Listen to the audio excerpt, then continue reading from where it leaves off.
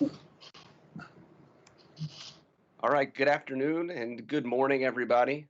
Welcome to the March 12th, 2021 meeting for the Task Force for Reviewing the Connectivity and Technology Needs of Precision Agriculture in the United States. My name is Jesse Jackman. I'm the designated federal officer. And I did see Teddy just join. So Teddy, are you? I'm here. Can you hear me? All right, there you are. Right. Woof. We're here. All right, so with that, I will turn it over to Teddy. Awesome. Thank you, Jesse, and good morning, everyone. Thanks for attending the meeting today. We're very excited about getting back together, and we've got some additional folks here that are going to open up the meeting for us. We've got a good agenda today. I'll cover that later after the opening remarks, but right away, I'd like to turn it over to Jessica Rosenworcel, which is the acting FCC Chairwoman, for her opening remarks. Thank you so much, and thank you, Jesse, for calling this meeting to order. Thank you all for being here today, and more importantly, thank you for the commitment you've made to this task force, even virtually, as we gather right now. So this is such a terrific group, and the agency, I know, is lucky to have your expertise in agricultural production, equipment manufacturing, infrastructure, data mapping, alongside experts from state, local, and tribal governments. That's a really tremendous mix of backgrounds and diversity of experience, and I am grateful for all your time and all your input. So in the before times, before this pandemic upended so much in daily life, I saw the power of precision agriculture close up and in person. I trekked out to Dyersville, Iowa. It's about 3 hours northeast of Des Moines. Maybe you've been there, but probably not. But you might actually know Dyersville, Iowa from film. That's because it was in Dyersville where the 1989 classic movie Field of Dreams with Kevin Costner was filmed. You got to picture this. I sat on a connected tractor less than a mile from where James Earl Jones disappeared into a field of corn, just so I could get a sense of what precision agriculture meant to an Iowa farm. So there were actually tobacco fields near where I grew up, and what I remember from the tractors that were present there is that they were uniformly dusty, they did their job, but no one would mistake them for any kind of technological marvel. And this experience in Dyersville was different. The command this tractor had, the connections it could make, I felt like I was in some far-off vision of the future. The efficiency gains this technology could foster, provided at scale, could help farms, both big and small. It could lead to improved agricultural yields and also better environmental outcomes. Now, the tagline to the movie Field of Dreams is this heaven? No, it's Iowa. And I think we might be taking the metaphor a little far, but the same could be said of the promise and opportunity for precision agriculture. And that leads me to your work and its intersection with the FCC, where we are laser-like focused on broadband and making sure it reaches everyone, everywhere, including our agricultural communities and the fields that surround them. So this task force has already done great work recommending how the FCC, USDA, and all levels of government can help our agriculture community by looking at the data needed to understand coverage gaps on ag lands, by assessing connectivity needs, and by promoting broadband deployment and adoption, and of course, helping bring high quality jobs to rural America. So I look forward to reviewing the interim report on accelerating broadband deployment on agricultural land that you're considering at your meeting today. I also look forward to continuing our work with our friends at USDA. I really believe that collaboration between our two agencies has always been important, but it's extremely important right now. And I know that the task force's recommendations on how government can work better and smarter for the US agricultural industry is only going to demonstrate that point with further clarity. So I know this work is hard and requires a great deal of time. And so I don't want to take much more of yours, but I do want to thank my colleagues, Commissioner Carr and Commissioner Symington, for joining us today. And I want to wish you all good luck with your work. Thank you. Thank you, Chairman Rosenworcel. That was great. We definitely feel the excitement and your commitment to this space. So we're very much appreciative of you taking a few minutes of your time to be able to come speak to us, and definitely a good push for us here in the next year as we come up with refine our recommendations for the next piece. So thank you very much. Thank you. Take care. Absolutely. Bye-bye. Thank you. Next, I will turn it over to FCC Commissioner Brendan Carr. Thank you so much to you and to the task force for the chance to say a couple words. Thanks to the chair as well for her time and her leadership in working to prioritize internet connectivity across all communities. It is really remarkable when you think about the amount of change and progress that has been made with respect to this thing we now call precision ag over such a short period of time. It was not too long ago, I was in Arizona with a group of farmers. They were telling me they used to sit in these open air cabs, dust blowing in, and they would look at a mountain in the distance and try to steer their tractor in as straight a line as possible towards that mountain. Now, of course, all these tractors and combines are effectively mini data centers. I think at the first meeting of this group, I offered up a data point, but I'll regurgitate it for those that didn't hear it before, because I think it really captures what we're talking about, which is when you look at all of the high-res imagery technology we have and other ways we have of collecting data, there's about 18 gigs of data that you could pull off of an individual plant. And so when you look at that, that means that the average cornfield holds over 28 times as much data as the Library of Congress. So think about that.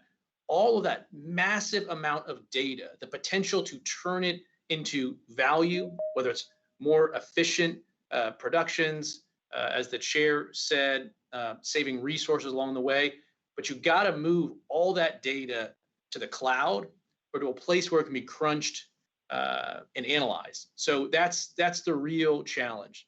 I think a lot of people, when they think about technology in agriculture, they think about an IoT sensor here or a device that could turn on a watering system there. They think about these low data applications, and they certainly do exist. But we also have to remember those large data files that need to be transferred. That's why we need to make sure, even though there's not a lot of people that live on agricultural land, there is a ton of data that we've got to move. So I'm really glad that we've stood up this task force. I'm glad with respect to some of our funding initiatives, we are working to prioritize the delivery of high-speed services everywhere. I think it is so critical for the future of agriculture in this country, for our economy, and really is what we need to do to support all of America's producers. So thank you again to everyone who is putting time and energy into this group, and we really look forward to acting on the recommendations that you all put forward. Thank you, Commissioner Carr. Really appreciate you taking the time to do some opening remarks for this group, as well as acknowledging the value of the data in agriculture, and not only the vast amount of data, but also the complexity and all that brings together. So with that, again, thank you again for your time and the opening remarks here. Next, I'll turn it over to FCC Commissioner Nathan Symington for some opening remarks. Thank you very much. I'm delighted to be here today and to have the opportunity to participate in the first meeting of the Precision Agriculture Connectivity Task Force since I was sworn in as a commissioner.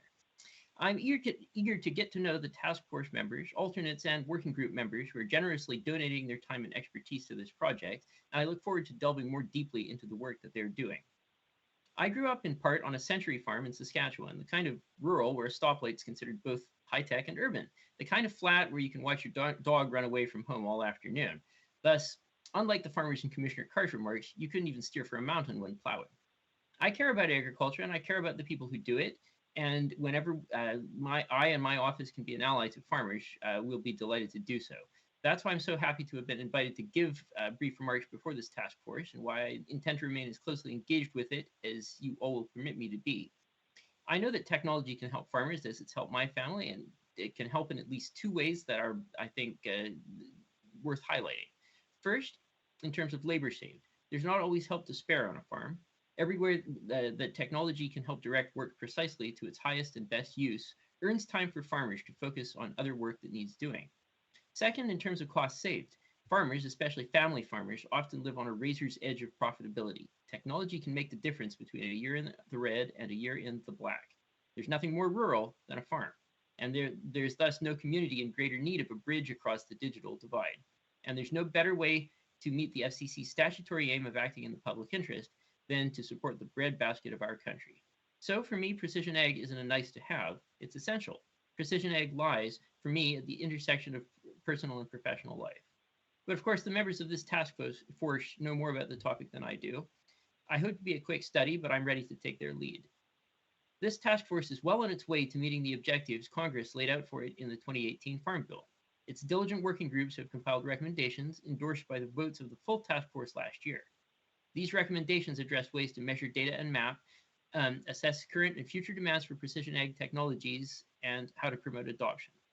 At today's meeting, I understand that the task force will consider and vote on a report from its Accelerated Broadband Deployment on Unserved Agricultural Lands Working Group.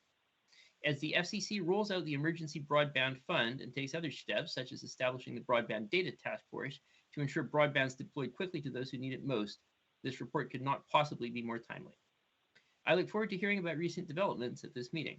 I look forward to reviewing any recommendations in its report, and I strongly encourage every member of this task force and all of those who are technological partners to the farming community to call on me and my office as a resource. If I can be of help, I will. Thank you to everyone for your hard work, and I look forward to listening with interest. Thank you, Commissioner Symington. Appreciate, again, you taking the time to address the task force, as well as, in your remarks, acknowledging that, the profitability of farmers is critical and that they are on very razor edge, thin margins there, and then the need for connectivity is imperative. And also acknowledging that precision agriculture is important to the food supply chain resiliency, which we all believe it's a critical component and why we're all here. So again, thank you for taking the time and to be here and give us a few words.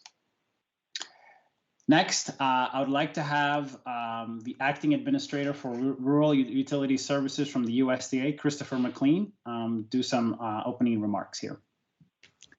Yes, thank you very much. And thank you to all of the members of the task force for your service and your knowledge. And I'm looking forward to a very interesting afternoon today. The Rural Utility Service, as many of you know, is the successor to the Rural Electrification Administration. And in that, we have a great kinship with our fellow New Deal agency, the Federal Communications Commission, created in 1934. We were created in 1935 with the Rural Electrification Act passed in 1936. And if you think about rural America back in those days, 10% of American farmers had electricity. By 1949, when Harry Truman added telecommunications to the mandate of the Rural Electrification Act, about 40% of farmers had telephone service. Fast forward today, the American farm is a technological wonder. It is a connected enterprise, and it is absolutely essential that we do everything we can to be able to make our farms as efficient, as productive, as energy efficient, water efficient, nutrient efficient as possible, to be able to increase profitability. Because what makes our country so strong and so powerful is not just our military strength, but it is our agricultural strength, our ability to grow food, fiber, and energy that not only takes care of the United States needs, but also the needs of a very hungry planet. And it is just a great honor to be part of this task force. And the Rural Utility Service is doing its part to be able to bring investment to rural areas. 80% of our geography is rural, 20% of our population is rural. And every task to bring network services, whether it's electricity or water or sewer or telecommunications or broadband, is more expensive, more difficult than in rural areas than it is anywhere else. And it is an absolute miracle of what we have accomplished so far, but there is so many more exciting good things to come. At RUS, we've just published our latest regulation on the Reconnect program. We've had 2 rounds of funding, $1.3 billion of investment in broadband, most of it fiber optic broadband. We are about to launch later this spring, round 3 funding, a very large commitment. We're very excited about that. We're analyzing right now $65 million of funding available in our Community Connect program. We just closed the application window, so Community Connect is a 100% grant program focused on the hardest to serve areas and bringing first-time broadband service to a lot of communities. And then our core infrastructure program with the rural local exchange carriers that work so much with the FCC's Universal Service program. We have $690 million available this year for investment in our infrastructure loan program, which offers financing at or near Treasury rates of interest. Now, I'm the acting administrator of RUS, but my day job is to be the assistant administrator for the RUS electric program. And believe it or not, we're heavily invested in communications as well, because the modern electric grid depends as much upon information moving as it does moving electrons. And the modern grid, and you saw what happened in Texas. You see how fragile that technology is. Getting information is absolutely critical. And here is a fun fact. In the electric program alone, RUS Electric financed 22,344 miles of power line. It's not too surprising, that's what we do. But last year, during that same period, we financed 22,711 miles of fiber optic cable. In other words, we financed more fiber optic deployment in the electric program than we did distribution power lines, which tells me that bringing intelligence to the electric system is very comparable to what we're talking about in farming. Is you need to be able to move information to do things efficiently, and that investment in rural electric systems is synergistic and catalytic with bringing more broadband to rural communities. And then finally, just one last couple of advertisements here.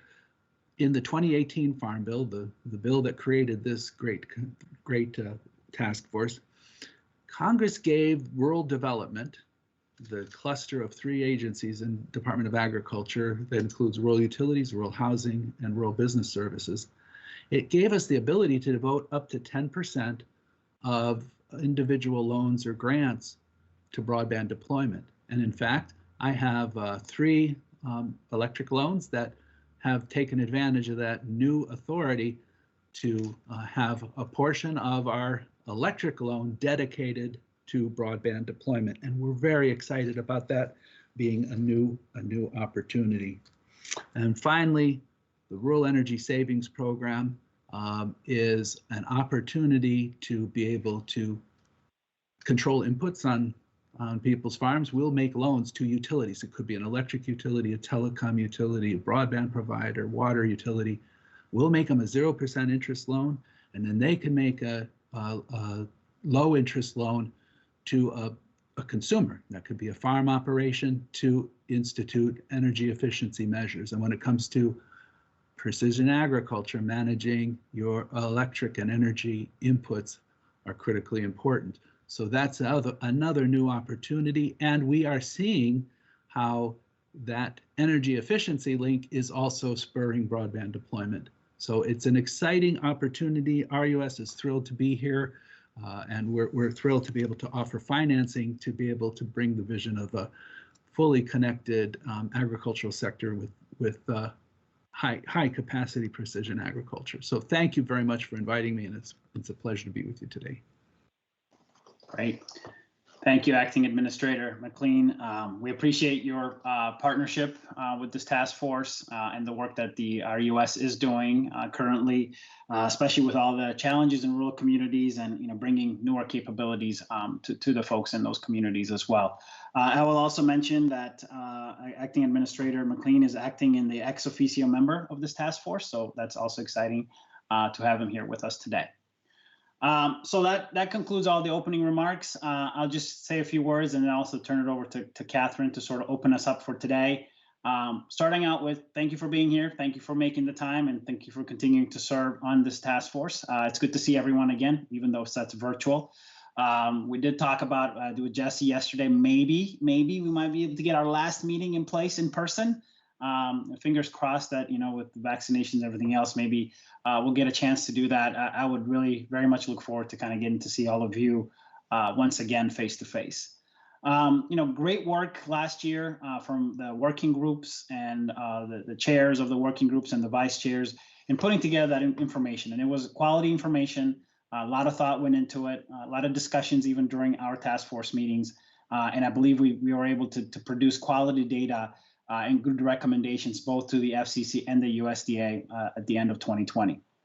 When we look at the goal for this year, the task is to continue to refine the material and then really working on presenting a cohesive recommendations to both the FCC and the USDA on the various topics of mapping and connectivity on ag lands, current and future needs of precision agriculture, encouraging adoption and the creation of quality jobs, and accelerating broadband deployment. Now, I realize I mentioned the 4 working groups, but we almost need to think about it as if these are the topics we're tackling, and how do we present a set of recommendations that really speak to the heart of those 4 things, but as a kind of a unified voice from this task force. The good news, I think there's a lot of momentum and alignment on broadband in rural America, which is vital, right? And we all know it on this task force. It's vital to the food, fiber, and fuel supply chain resiliency. It's vital to the vibrancy of those rural communities and the well-being of the citizens that live in those communities. So I think this is the year for us to be able to really push forward with good recommendations that are challenging, are good goals, but yet attainable at the same time, in really bringing broadband not only to the rural communities, but to all the agricultural lands that are surrounding those communities as well. So what will we do today? So today we have, I won't call it, shouldn't be too packed, but we do have a pretty busy agenda. So once I finish here, I'll turn it over to Catherine for some opening remarks as well. From that, I will turn it over to Jeff and Heather to kind of walk us through the report on accelerating broadband deployment on unserved ag lands. And we'll do kind of the same format we did last time, right? Where we'll have both of them walk us through the document, give us some highlights about what's in the document. Hopefully all of you received it about a week and a half ago when I sent it, but also an updated version the last 2 days ago. And then obviously, if you have questions, concerns, we'll have comments, raise the hand in the Teams function, and depending on the order and priority in which they come in, I will call upon you and you can make those comments. And then we'll sort of probably follow the same format of, once we take all the input, Jeff and Heather will work on making updates to the document, and then we will be able to publish that as well. That should take us from 12:30 Eastern to about 2 p.m. Eastern. We will take a break at that point for about 10 minutes. Now, depending on how long this session goes, if it doesn't last that long, we might take a longer break. If it lasts a little bit longer, we'll make adjustments to the rest of the calendar. Now, if it does end quite a bit early, what we might do is take one of the updates from the committees, that's kind of the next section, and move it up a little bit. We'll probably start in that space. From that, at 2:10 p.m. Eastern, we'll have the update from the FCC mapping. So that will be interesting, and we have a set of folks that'll come in and give us an update on where the FCC is with that piece. I think we're all interested to hear that. And then really the last part of our meeting today will be just the updates from the different working groups, right? I know you had meetings since the last time we met, a little bit of an update of where you've been, and then maybe a little bit of an outlook into what does the next couple of months look like. We should be able to close off at 4 p.m. Eastern. We will have 10 minutes or so for discussion. There is one topic I would like to bring up if we do have the time. If not, we'll kick it to the next time. But around do we have one report versus many reports that get submitted at the end of the day? Again, not something that we have to decide today, but something to think about as we go forward. So with that, I very much look forward to the day and to the discussions and to learning more. And I learn quite a bit every time we all get together, and from the insights from the entire task force. And with that, I will turn it over to Catherine Moyer for some opening remarks. Thanks, Teddy. The bonus of going last in these opening remarks is that you've covered everything. Everybody's covered everything, which is great. The only thing I would add is just my thanks to not only the folks on the task force, but specifically to the working groups. That's really where the heavy lifting is being done. You know, I'm spending some time with the connectivity demand working group, but it's a heavy lift. There's a lot happening, and there's a lot of phone calls and a lot of Teams meetings and a lot of Zoom meetings, and it's impressive the amount, like I say, the amount of work that's being done at the working group. So I very much appreciate everyone's time. I also appreciate the time of the FCC staff and the USDA staff, because those folks are putting in a lot of time as well in helping us work through formatting and just these reports in general. And to Teddy's point, you know, having the conversations about what does this look like in the end? Does it look like one big report? Does it look like multiple reports? And I think that's, you know, something that, again, has been spending a lot of time talking about it, both at the FCC level and as well as in the working groups. So with that, Teddy, I will turn it back over to you so we can get this started on time and get into the working group report. Great. Thank you, Catherine. And we actually have an extra 3 minutes, which is great. Maybe get extra minutes in the break. So with that, I will turn it over to Jeff Pettit and Heather Hampton-Newell to go over the report on accelerating broadband. Yeah, so we'll turn it over to you. Jeff, you're still on mute. Try it now. There we go. Gotcha. Thanks, Teddy. I was just saying I'd like to take this opportunity to welcome everyone to the task force meeting this morning. And I'd also like to thank everyone for dedicating their time to this noble cause of getting broadband out to everyone, not just in precision ag, because I think as we work on our goal of improving precision ag, there will be many families that will be benefited in a positive manner by the work that comes out of this task force, not just in our ag communities, but throughout the country. In response to the comments that Commissioner Carr made, I never had mountains to focus my tractor on when I was working. My granddad always kindly picked out a fence post or a tree on the far end of the field and said, "Son, go ye there in a straight manner." Now, I did not always do that either, but I was frequently reminded that we could probably get more seed and more tobacco plants in a crooked row than we could a straight row. So, you know, that comment kind of hit home for me. I still today do not have a GPS system, so I'm still using fence rows and trees to kind of guide when I'm planting or cutting hay or whatever it may be. When we began this work, we were all given a direction or charge to our working groups about what our goal was and about staying in our lanes. And I would just like to say that, you know, we had a very diverse group in our working group, a lot of good people there with a lot of good insight. I think we learned a lot from one another. We had producers that were struggling with the fact that they didn't have good access to broadband, all the way up to people that were actually going out and building networks in different parts of the country to help correct that situation. So we got a lot of perspective there that we were able to pull from. As a working group, you know, we were also charged with staying in our lanes as we worked through this, as many of the other working groups were. And I heard from previous comments that, you know, I think each working group was probably reminded from time to time, you know, maybe stay in your lane, don't get, that's not your charge. But, you know, I think as we bring this report together as a task force in its entirety, getting out of our lanes from time to time was a good thing, because it allowed us to see some of the problems or pitfalls that exist out there that had we just been staying in our lanes, you know, we may not have discovered as things that need to be addressed and doing a successful build out. So, you know, I think as a task force, as we look at all these reports, we're going to have to take some of those things into consideration. And, you know, we're going to have to realize that doing things the way they've always been done and expecting a different outcome might not serve us well. So, we may have to do a little thinking outside the box.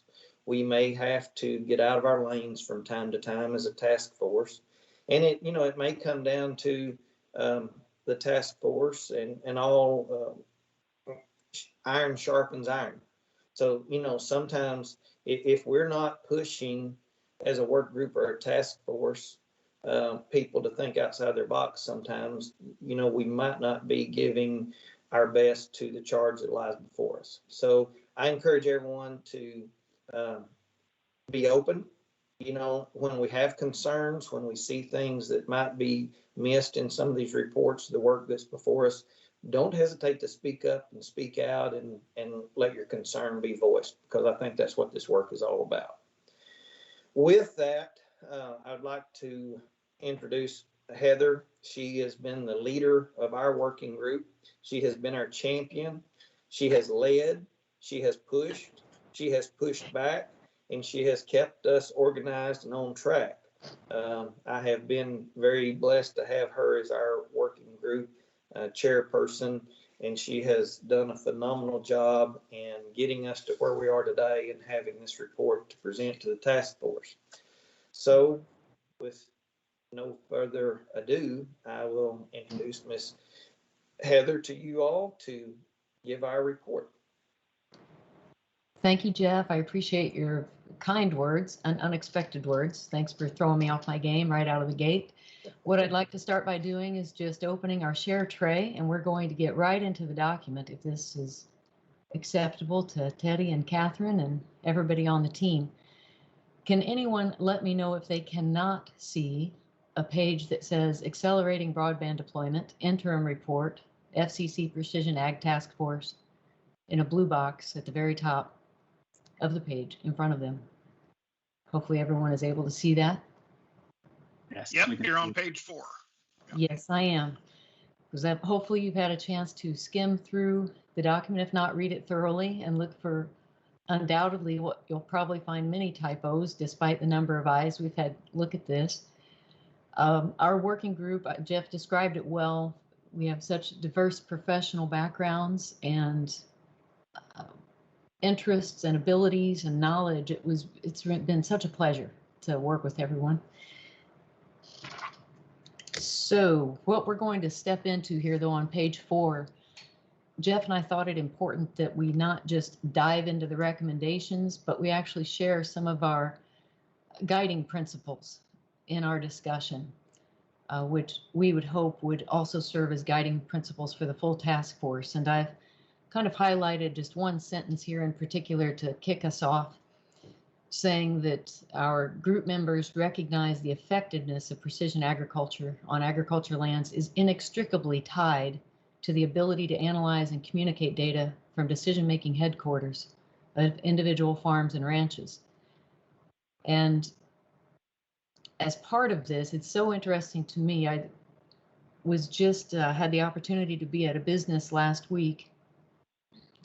And it's somewhat ironic because I've known this woman since I was 10, growing up in Shelby County, Illinois. She started a software business, okay? And she started this, she was a teacher. She started teaching students how to code. She'd been a computer engineering graduate in the late 70s from University of Illinois. But then local businesses started contacting her and asking her to write software for them to help them solve problems. Such a fascinating story. Short story to get to today, 2021, from 1981. She now employs about 150 people based in the rural community, population approximately 5,000 of Shelbyville, Illinois, plus 3 subcontractors to develop a software program known as AgVance that serves more than 40% of the United States and Canadian retailers in agriculture. Not only corn and soybeans, but potatoes, citrus, cotton, tobacco, truly nationwide. So it was a fascinating conversation, and to learn from her. So we speak about farms and ranches and decision headquarters. And I asked her, well, what are you seeing in terms of connectivity? Because now their entire platform is shifting to a cloud-based platform. So they have numbers of users because of the number of applicators, people out running spray equipment, for example, because of the need to track loads and deliveries in the grain business. The example would be to elevators and communicate that from semi to the elevator or the terminal, wherever they're delivering. All of these places can then by default be considered agricultural lands. And their best recommendation right now, as a company who provides software to more than 40% of the country's retailers, is we advise you to have at least 2 internet providers, because they have seen time and time again, one is down most of the time or part of the time. So they advise them to have redundant. But I think what we all recognize, hopefully, on this task force is that there are so many places that don't even have one. So how do we get it there? So this point, again, looking at your paper here, of being inextricably tied to headquarters, in other words, having really robust networks that can carry data beyond just those simple tasks that I think it was Commissioner Carr mentioned, is so important. So some of our other guiding principles, you've had an opportunity to read them, but we definitely, I think, like several of our peer working groups, recognize that data is such an issue to determine really not only who is provided, but at what quality level, and ways to ground truth that. But we are reassured that through the work of the data and mapping subgroup, and USDA has just been developing tools. It's been amazing to see what they've accomplished just in the last 6 months. I'm genuinely impressed, and hopefully Mike Adeline will be giving some great updates on that during their report. But the point is, we're getting there, but we're not there yet, right? So how do we ground truth stuff? One thing I think that we all agree on as well is looking to the future needs. So we can talk about what we need today, but again, that example that Commissioner Carr gave with the amount of data in one cornfield dwarfing the Library of Congress, that to me is a phenomenal. I personally had not heard that comparison before, that analogy. That's a lot of data. So how do we move that direction? We did, as working group members, there were many of us who have personal preferences for technology to essentially future-proof and be scalable. However, we tried as a group to stay as technology neutral as possible, recognizing that in the short term, we have to use kind of an all-of-the-above approach to reach those unserved and underserved lands. But ultimately, scalable technology is a prerequisite for any broadband build-out. Affordability and a company's ability to sustain it over time. Naturally, these are factors. This is the reality, right? We have to make sure the economics can match up with the need. So we did work with our peer working groups in a variety of ways. I'm not going to read the rest of the report verbatim. We'd like to jump right into recommendations. I would pause for just a moment. Do any task force members have any questions related to our guiding principles that I just tried to share and give a brief overview?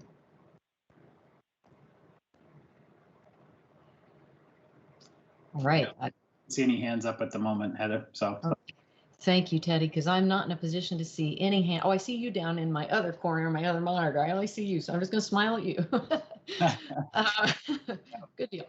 I'll let you know. So thank you. Let me know. We'll move right in here. What we tried to do with our recommendations was make it easy to search and also to see kind of supporting rationale to back up those recommendations. So what you'll see here, for example, the left-hand column, we did identify them with a letter rather than a number. We haven't necessarily prioritized these in any rank order or an official ranking, but we did try to group them somewhat thematically. You know, one recommendation supports another that supports another somewhat. So we did not, with numbers, sometimes you introduce a bias automatically. So we assigned a letter, And then you can roll right into our first recommendation that the Federal Communication Commission should implement geographic build-out requirements rather than population-based requirements tied to spectrum auctions with shorter build-out timelines. Hopefully that speaks for itself, but sometimes I have to slow myself down because this can be jargon whenever you're not working in it every day like myself. We farm coming from Central Illinois, and I help with rural economic development where I can. And this is kind of a, sidelighting. So I could also sing if you wanted, but all right. So supporting points under this recommendation. The FCC has raised billions of dollars in the auction of spectrum for use across the nation, but we've not seen equivalent build out in rural ag lands in comparison to that in more densely populated areas. So past auctions had geographic build out as a focus of winning the spectrum auction over that build out being tied to percentage of population. And this change would better ensure coverage in more sparsely populated areas such as agricultural lands. So we are suggesting considering a dual approach that still requires population targets in urban areas while requiring geographic coverage in rural areas. And we're also trying to incentivize quicker build outs. When we look at the rate of change, I think we don't need to belabor the point. Things are only changing faster. Data is only becoming larger. It's all about more and faster and better decision making. So how quickly can we get companies to actually build and have that documented? Yep. Heather, you have a question or comment for Michael Adeline? Okay, Mike. Heather, great job, as always. I appreciate it. So I thought, as I read through this, I thought this particular recommendation was one of those cornerstone recommendations. And so I redrafted it and certainly would understand if the wording needed to be different than what I have, but it carries the point. So I say precision agriculture, by its very nature, will require the use of geographically based build out instead of the more traditional approach based on population. The spectrum auctions should include a shorter and more aggressive build out timeline as a positive consideration in winning bids. I think I viewed it as being more declarative. And the nature of rural agriculture, I think where I live, I'm the only house in that section. You know, to have population base, it's ridiculous. So I thought I'd be stronger in my approach, not to say that it's the only one, but I would offer that idea for your consideration. Thank you, Mike. What I'm doing is I tried to note that, but I trust that you will email me your language as well. And I hope that other task force members would. My understanding is that we would then take this back to our working group and kind of get their input, get their buy-in and discussion, and then bring it back again. Is that, Teddy, is that the correct approach for how we would receive feedback today? Yeah, there's a couple of ways we could do it, but that's a good approach for now. And if we change it, I'll check with others on the team and see exactly how we want to do that. Okay. From my personal position, I like your approach, and it does not appear to me that it changes any substance of what we're talking about, but like you said, makes it more declarative. So thank you for sharing that. If it's okay, we'll move in. Were there any other questions, Teddy? No questions at this time. All right, thank you. Because we did come up with quite an alphabet. You've probably discovered. That's why when we got together as a working group and reviewed the document, after I'd listed all of our recommendations, we all kind of looked at each other for a moment like, wow, we did all that. We were really listening to people when we thought. So item B, the FCC and USDA should ensure that precision agriculture standards, or AG, we've shortened it, are established and followed for all elements of the network, define multiple precision agriculture performance targets comprising speed and quality metrics such as latency, jitter, and packet loss based on the defined broadband needs of actual agricultural use cases, rather than theoretical offering of specific technology types. Consider any and all connectivity technologies that will satisfy the demands of these targets. And then you can see our supporting rationale there to the right. If someone prefers that I read the supporting rationale, could you please express that preference? Otherwise, I may just trust that you are able to process that on your own. I just don't want to get bogged down. Okay. Now, I know it takes people time to unmute sometimes, but okay. And if there are any questions, I trust Teddy will flag. You have another question from Dr. Adeline. Okay. So, Heather, Yes. there's only two small things that I thought about where you talk about latency, jitter. I thought knowing how farming, you got spring and fall, so speaking to surge capacity, because there will be a need for that network to be wholly flexible during those times, because you're going to have everybody out, most likely doing things where in the between seasons, there may be just a few people. So adding that point might be something to consider. And then the other thing in your bigger rationale, you don't mention satellite. And I wondered if that might be, as I looked through the document, I thought that might be important in this particular place to at least mention it in some way. As one of the range of technologies that could be applied. Right. Okay. They're looking at that future proofing that you talked about. Okay. I'm making a note of that.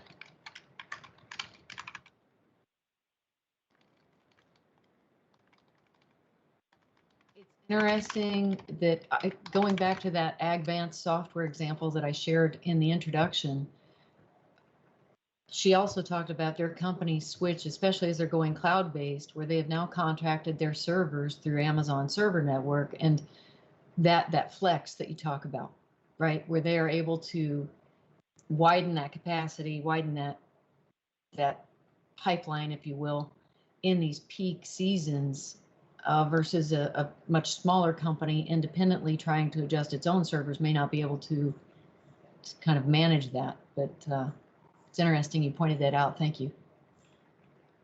Were there any other hands, Teddy?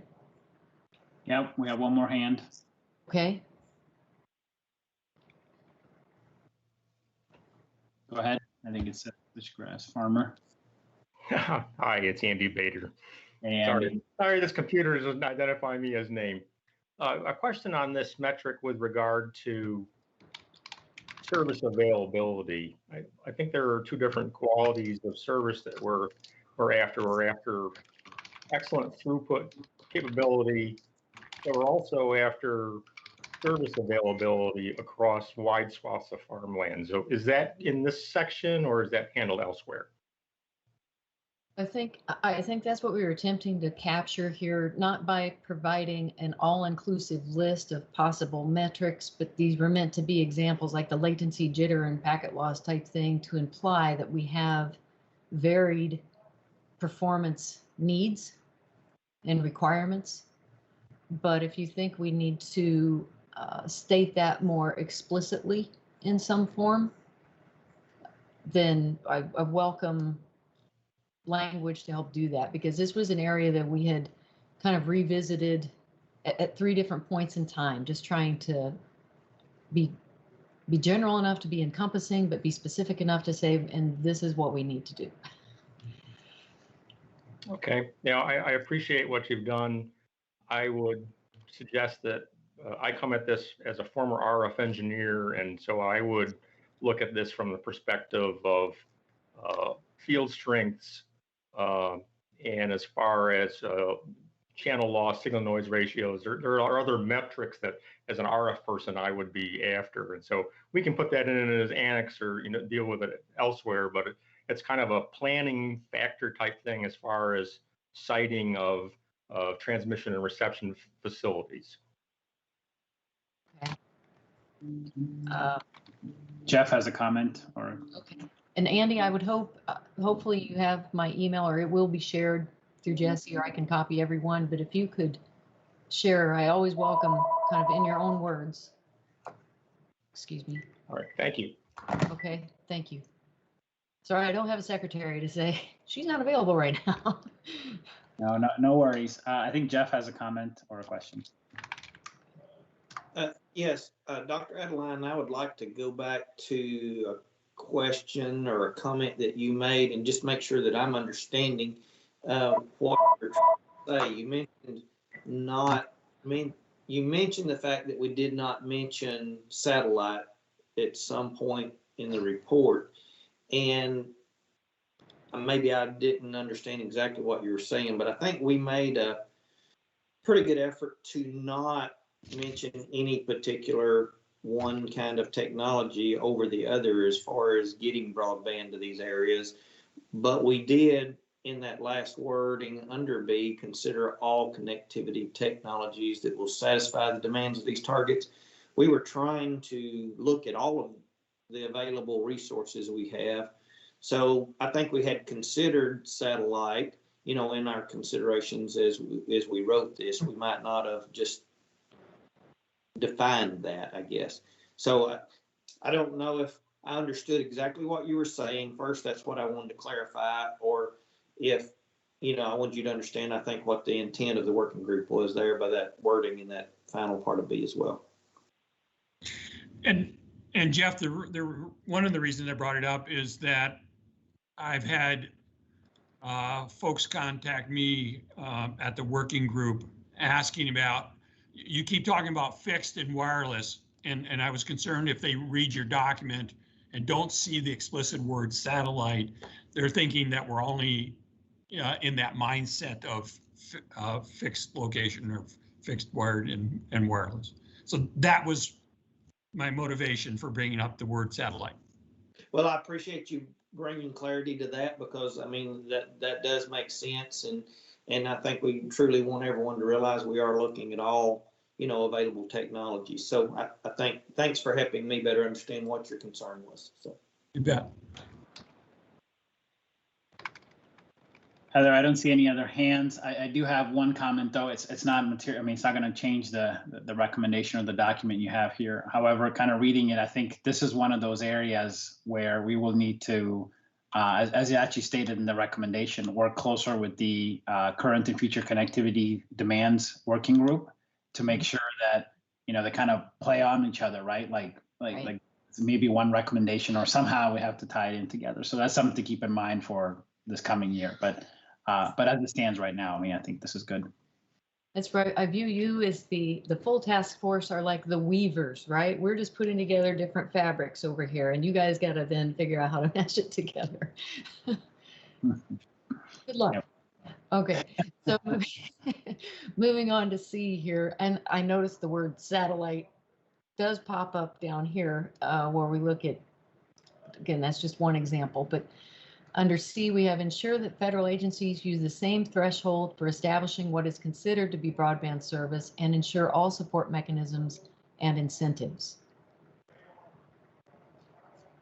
And one example, though we did not write this into this document specifically, but for example, where we say the FCC currently acknowledges a 25.3 connection meets the threshold for being considered advanced telecommunications capability, whereas we may have programs through USDA that would look at a minimum of 10.1, which, as some of our committee members would say, it's better than nothing, but nothing is still nothing, would be the counterpoint from other committee members. So that's kind of what we were trying to get at there. Were there any questions on this one? Michael Gomes has a question or comment. Okay.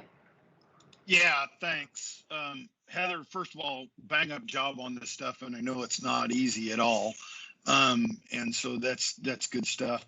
I guess on this one, my big concern was this one and a little bit with E as well, but we didn't mention the nearly symmetrical service standard. And I thought that that's important because from the adoption subcommittee, the biggest thing we got was that, you know, all of this stuff is the idea that download today is stronger than upload, and that as you get to the data world, you need something in near symmetrical service. And so that requirement, while you were calling it out and you were talking about the future pieces, we thought it was important. I thought it was important to at least bring it up, and I didn't see that nearly symmetrical standard, which was a big deal at our last meeting, didn't really bleed through this. And so I thought it was worth comment here on C. And Michael, if I may, from a personal standpoint, I'm really glad you brought that up. And this had been, this is like, you know, they had to talk me off the ledge several times when Jeff said earlier, Heather pushes back. So if there are opportunities to improve that consistency, we'll take it back to our working group and try to ramp up and be consistent with that language. If that's something that the full task force is recommending, then let's go.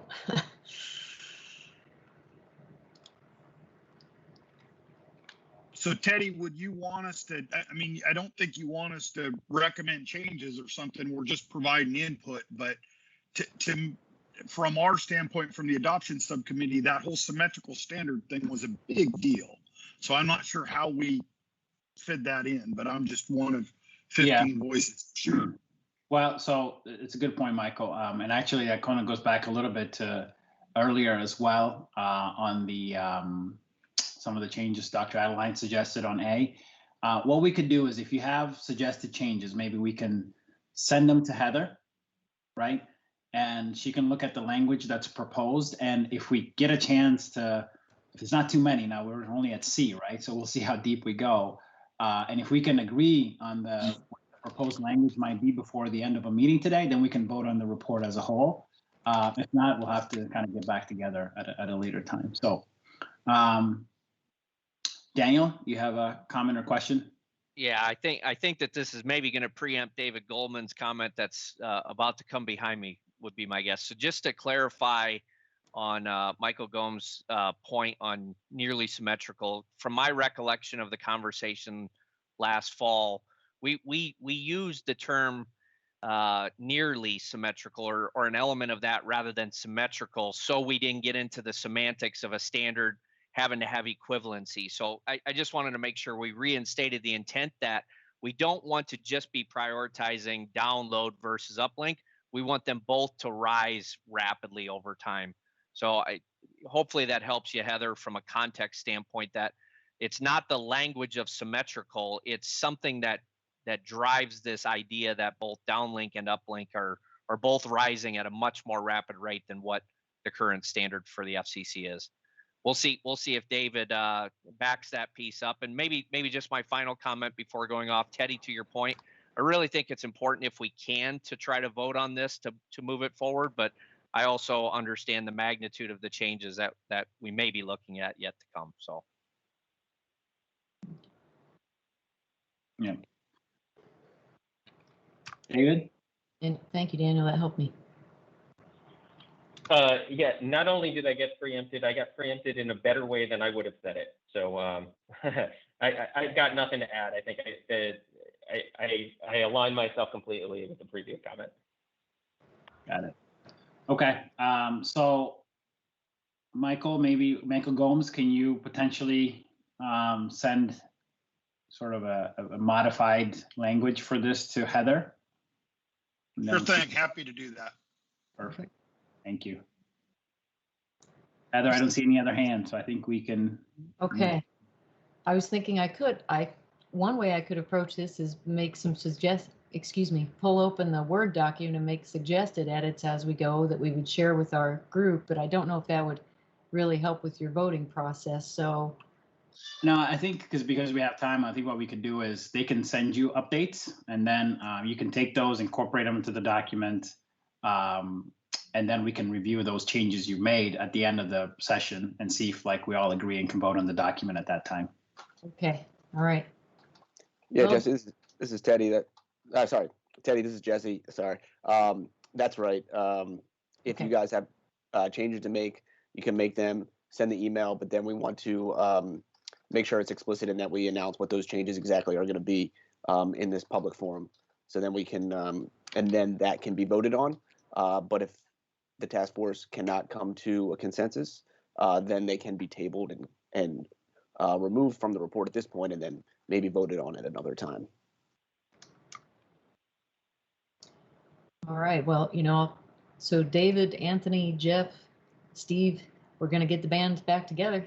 We're going to make some changes after this. So moving on to D, the FCC should identify and implement policies to facilitate use of low, mid, and high band spectrum for precision agriculture applications, including but not limited to 1, policies that facilitate access to licensed spectrum in rural areas that may be underutilized. 2, policies that remove technical impediments to rural agricultural use cases. And 3, policies that structure future spectrum auctions to increase the likelihood that spectrum can and will be utilized for precision agriculture purposes. Are there any questions related to this one? I don't see any hands at the moment. Okay. They may be eating their lunch. Well, we can always come back to it. Let's move on to E. The FCC should strengthen policies that require auction bidders to show the long-term sustainability and scalability of their proposed networks. Here you can see our supporting rationale there to the right.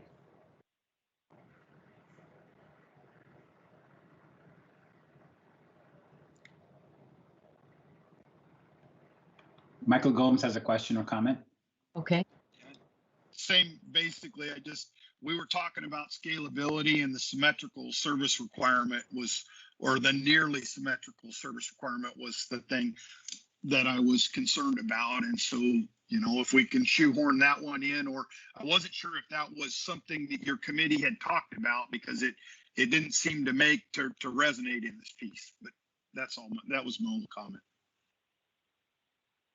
I think it's safe to say talked about, yes. Agreed upon, no.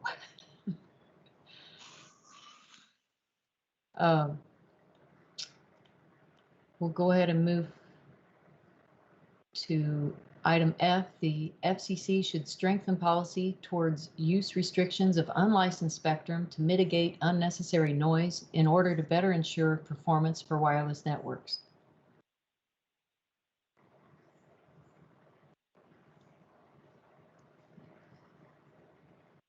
No hands. No hands, okay. I was thinking Andy may have some thoughts on that one too, possibly. Maybe just an amen, yes.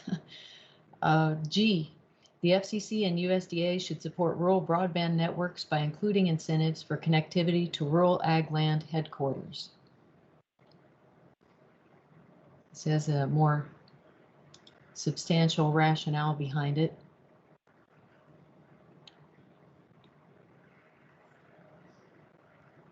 No hands on this one yet.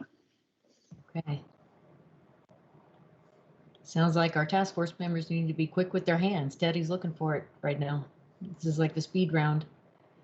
All right, item H, the FCC and USDA should develop policies that incentivize the expansion of middle mile infrastructure, leveraging best-in-class connectivity, such as fiber optic infrastructure. And this, like we said, we tried as hard as we could to be technology neutral, but at some points in the chain, there needs to be a more robust, it's like putting a cornerstone under a building, right? You can't build in a swamp until you drain it and do your other foundational work. Michael Gomes has a question or comment. Okay. Yeah, so this one I thought was really good. I guess my point was you focused on home, and I guess I was trying to raise the point of that the rural home in as many cases is the farm office headquarters. And so I thought that it was the idea that we've been talking about homes versus businesses. And I guess to me, a home in many cases, a home in a rural location is oftentimes the headquarters of a rural business. And so I thought that that was important when we were talking about this particular piece, because when you go to a cloud-based system for something as simple as, like in your advanced example of accounting, the idea that, okay, that rural location is now the hub of a business is an important part. That was all. So you're supporting the statement that we have here in this rationale, and not suggesting that we need to bring that up higher in the documents or anything. Just no, I support it. And so what I would do is bringing fiber to the home or rural business, or rural, the idea that that to me, you've just counted homes, when in reality we're recognizing through something like COVID that homes are in many cases the headquarters of a rural business. I guess that was my biggest thing. Okay. Totally in support of the subject, though. I just made a note, maybe consider a parenthetical or some sort of a clause that would just say fiber to the home, oftentimes the location of headquarters for a rural business. Yep, so, exactly. All right. Very good. All right, we'll move on to I, unless there are other hands. No other hands. Okay. I can't even see your picture now, Teddy. I don't know. I like I tell our group, sometimes I have to fly blind on this. All right, item I, the FCC and other stakeholders should explore novel business models, including identifying unnecessary regulations that may be impeding the emergence of those models, and the promulgation of new regulatory frameworks to facilitate such business models. So this is kind of our let's think outside the box opportunity, to give a general opportunity to do some creative things.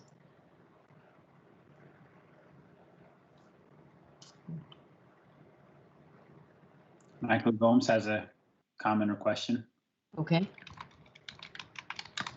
Sorry, Teddy. I apologize. I went through this thing. To me, I thought in both I and J, they were talking about the novel business model. And to me, what the state of Mississippi had done was a significant thing, in the fact that the way that they solved it was that they did it the other way, that they allowed the rural electric cooperatives to be in the wireless broadband business. And so when you talk about the novel business model, I guess to me, there was the opportunity that you could, there are businesses out there that already have existing infrastructure and are servicing that client base, but by regulation, they can't be in this business. And so that's where I thought that this affected both I and J. I know that we've got committee member Mike McCormick is from the state of Mississippi. He's on our subcommittee. And so that's where I just thought that was an important point, is that in both cases, they talked about trying to pivot the business model, when in many cases, there are existing solutions out there that are doing exactly that today. Do you think, and then another example that we had discussed is this notion of some of the ag retailers themselves possibly putting up, when we learned about this, the idea of edge compute, or even just bringing the network closer to some of the outlying areas, although I'm not aware of any regulatory prohibitions on the retailers becoming an ISP, for example. It may be more a matter of, well, what kind of business relationship could they maybe align with an experienced provider, but the retailer help shore up the infrastructure piece, some of that initial build out cost.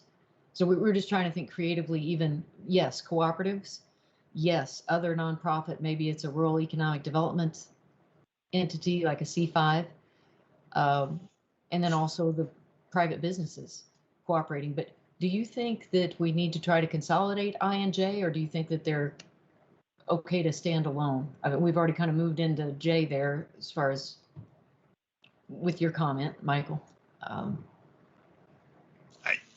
To me, when I was looking at it, whether you put it in one or the other, it didn't matter to me. I thought it was worthy, and I thought that the two of them were both along the same line. So. Okay, so they're complementary, but not necessarily redundant. So. Correct. Okay. Okay.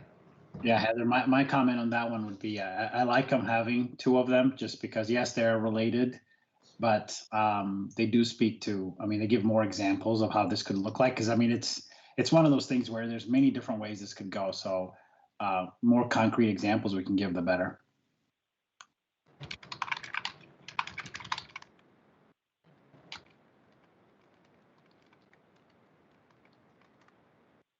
Well, and so Jay, I hadn't read it out loud, but FCC and USDA should work with stakeholders to build a playbook for the creation and operation of rural community-based nonprofit solutions. An important key to the success of these types of solutions is for the entities involved to leverage the expertise of local, independent, existing operators to build these community-based high-speed networks. So, again, kind of a modified approach. I think the key outcome here is the playbook idea, that show people some best practices and ways they could approach it. All right, we'll move into K. The FCC and USDA should facilitate the ability of parties to obtain funding from multiple sources, with one not precluding another. The idea here is sometimes they'll say, if you're receiving money from one agency, you can't receive our money. But when we're looking at these underserved and unserved areas, that seems to be, we need to be working exactly the opposite in terms of scoring. They need as much assistance as they can to actually get billed. Steve Vale has a question or comment. Yeah, I just wanted to go back to Jay real quickly. I appreciate our working group on Jay kind of coming up with that language. I read with interest yesterday some legislation that was introduced, the Accessible Affordable Internet Act. In that act, in that proposed bill, there is a section talking about protection of local options. So I just appreciate our group kind of being forward thinking and again, recognizing some of the best solutions are those that happen at the local level, because these solutions are unique to every community. There's not one solution that fits all. And so I think those local decision makers that have a vested interest are going to achieve success over the long term. So I just, having read that, that bill that was introduced yesterday, and the fact that there's ongoing conversations about the importance of those local partnership, I just wanted to bring that to everybody's attention. Thanks. Thank you. Dr. Adeline has a comment or question. Yeah, Heather, I'm going back to Jay as well. And I wonder, you and I have communicated about native lands and, the particular hurdles that they're having to deal with. And in this dialogue, I thought there was a little bit of room to specifically note that one model in working with native lands to, foster connectivity by going to a community-based approach might be important. So I don't know what the exact language is, Heather, but it would give you an opportunity to add a little piece in there about that unique piece. Thank you for pulling that up. And we did, I'm sure you've read it at toward the end of our recommendation, because it's almost a standalone, but yes, we tried to address the regulatory side of some of that equation based on the conversations that you'd allowed me to be part of. Thank you for that. Yeah.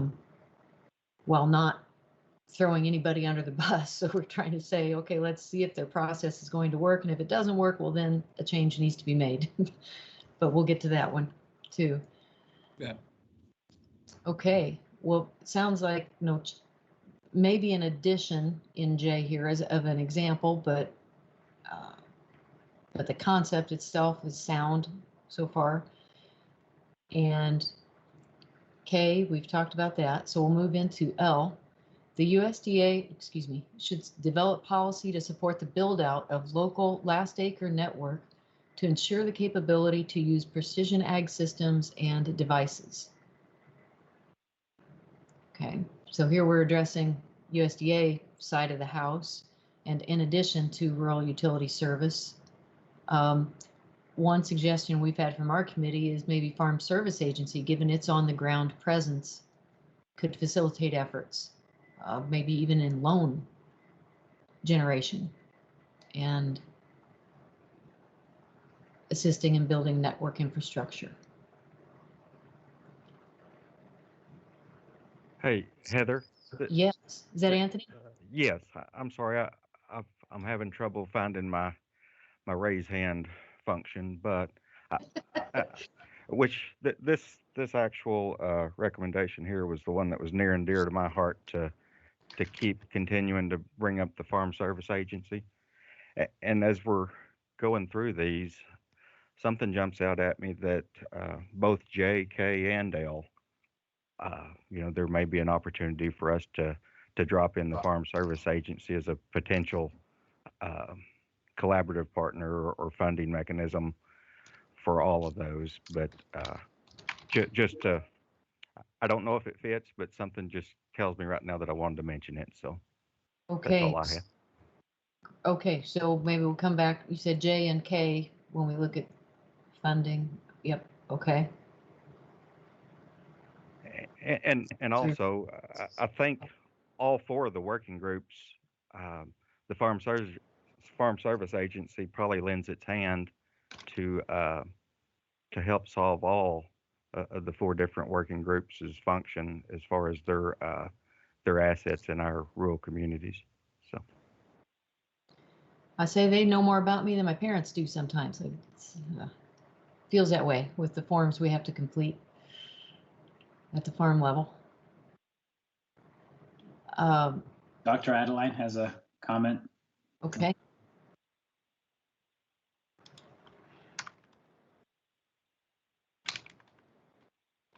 Is Mike muted? Or Mike might be on mute. Heather, one other piece on there would be the NRCS, because they're working with all those local farmers and ranchers on their build outs. But that could be another partner to look at. And I think especially now as we talk about ecosystem markets, whatever form they may take, and I know on our farm we're trying to learn more about the COMET program for data gathering and data. There's definitely skin in that game. So, Mike, are you suggesting that would be kind of JKL as well? We may just kind of group several agencies to say, let's think, this is part of that outside the box thinking, that it's not just about traditional infrastructure. Okay. Right. Okay. Thank you.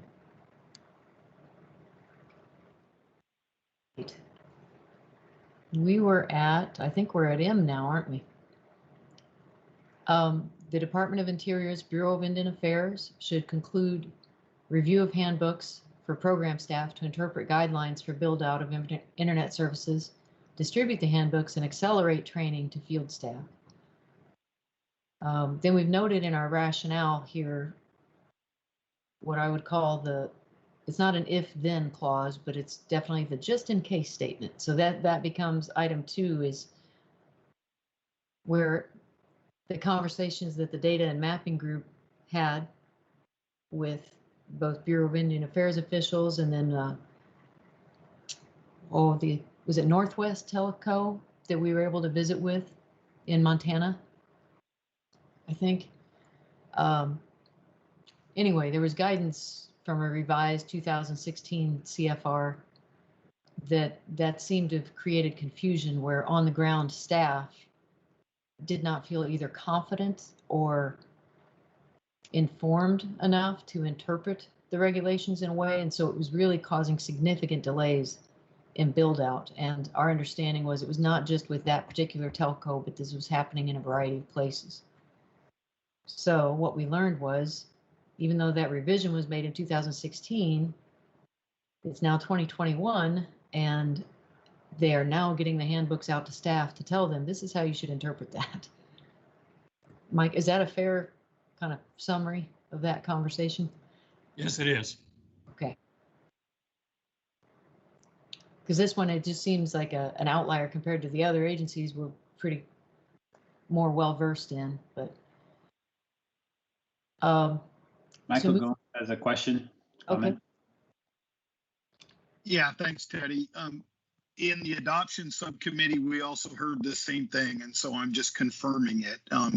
And so that's where whether you didn't specifically mention the reduction of red tape, and I get that it's vernacular, but the need for streamlining specifically on the native lands and in these cases was it was certainly one of the things holding people back for adoption, and that came up in our subcommittee too. So I'm just, if anything, trying to give positive affirmation to what you're doing and trying to strengthen the language around streamlining of regulatory and or reduction of red tape. And it seemed, I'm going to make a note of that. And then maybe my 2 ears weren't listening as well as they should, but it seemed to me that when we looked at that reduction of red tape, that it was actually, in some cases, at the tribal level itself. And so it was more that local, or I should say more localized decision making. But then there are also some opportunities where here we can address more the agency piece, but it seemed like there was red tape flowing from several sources, not just one. Right. Agreed. And so that's where just trying to give positive affirmation from a different subcommittee that absolutely you're spot on.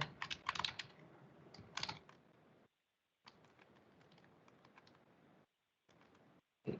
Thank you.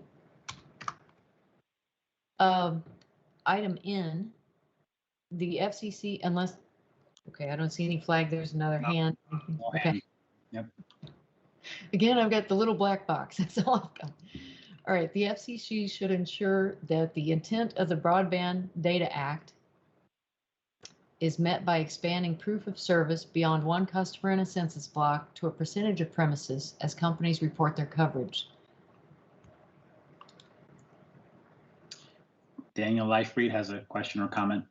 Yeah, Okay. Heather, I think in your comments to the right, it's well covered. My only concern in the language here is going from proof of one customer. I agree that that's an issue, but I worry when we talk about percentages of premises, we're potentially narrowing from what you're saying on the right to how physical structures that sit inside of that census block. And I think we want to maybe think about geography or land as kind of the percentage of geography or percentage of land area as maybe the alternative to percentage of premises. That'd be the only thing. Your intentions, I think, are clear on the right, but it's maybe the left-hand side, which is maybe your more important piece, is narrowing. That's just a perspective. Thank you for sharing that, because I do think, yeah, I think that you've probably better identified the crux of that. And I can't recall our specific discussion on why we settled on the percentage of premises versus geography right now, but I can definitely see us revisiting this. So thanks. So Daniel, any chance you could maybe send her like a paragraph? I mean, like just a quick how we could modify that statement. I will. I will. You bet. Mm-hmm. Dr. Adeline? Maybe just one other point. It may be covered in the new updated kind of data collection element later as well. They might even give clarity to that to either support or deny what I just asked for. But anyway, I'll send you a recommendation, Heather. Okay, thank you. Thank you. Dr. Adeline?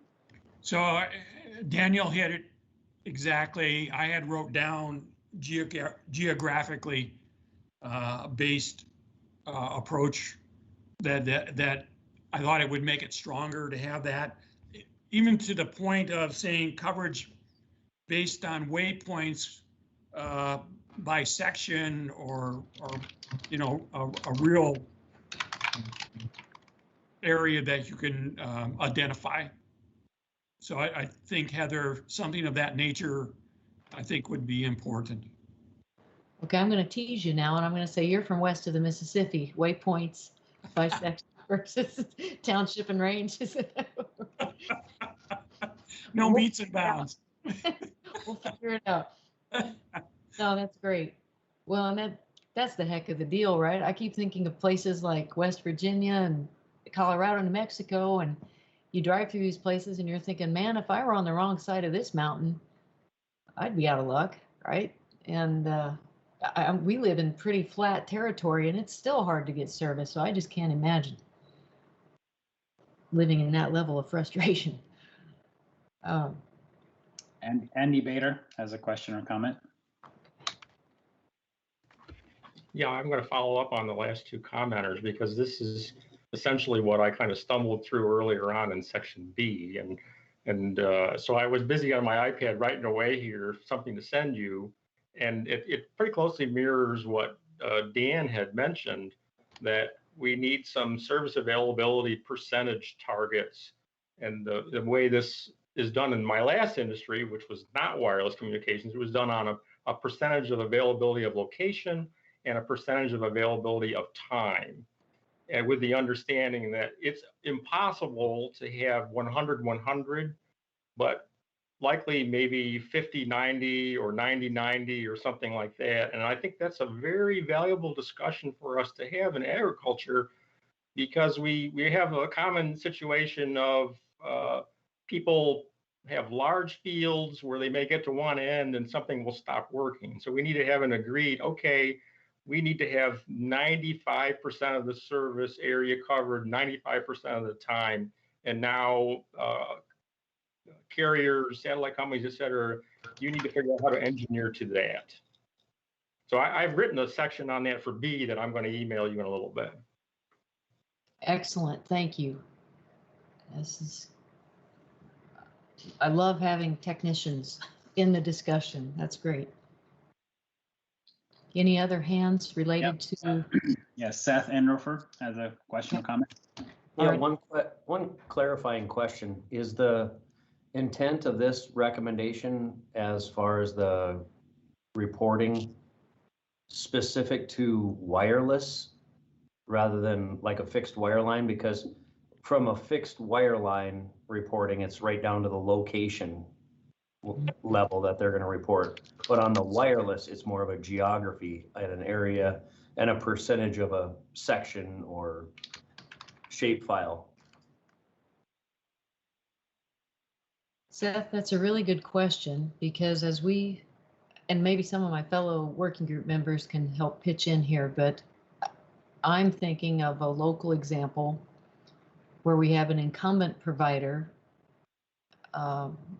originally landline provider, then offered the triple play type service, that has been able to claim it serves, you know, X number, like 98% of its customers with the equivalent of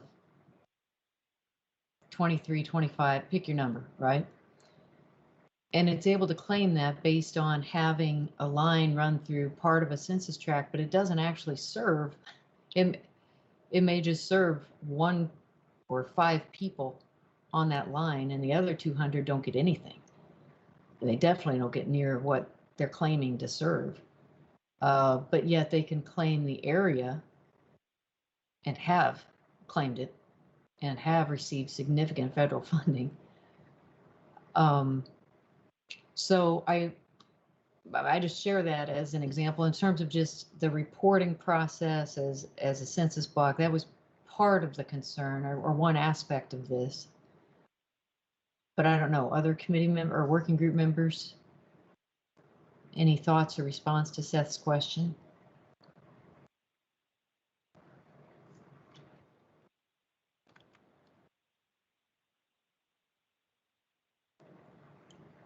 Did I freeze up? Did something happen here?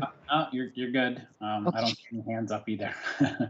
Okay, I'm just picturing people across the country going, hee hee hee, she has no idea what just happened.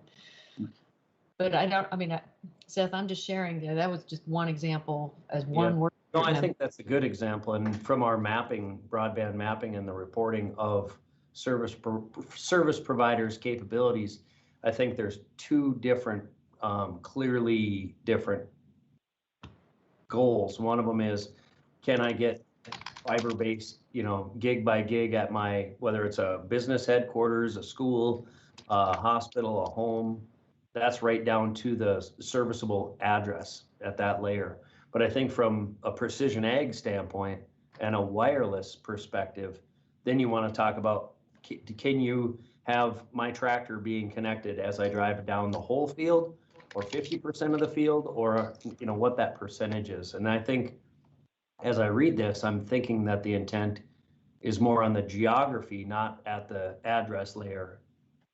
But It is. You're correct. The intent is on geography, but when you asked your question, I immediately kind of bifurcated or divided the providers, and all of a sudden they fall into different quality, different criteria, and that kind of then sidesteps what the goal was, what the intent is.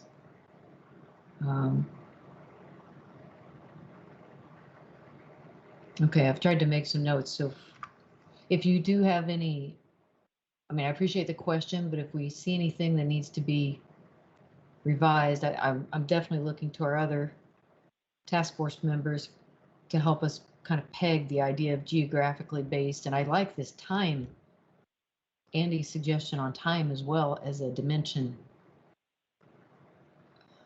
thank you. Yeah, that's good. Any other thoughts related to N? Michael Gomes has a comment or question. All right. Yeah, I just reinforce the geographical piece. Really think that that's very spot on.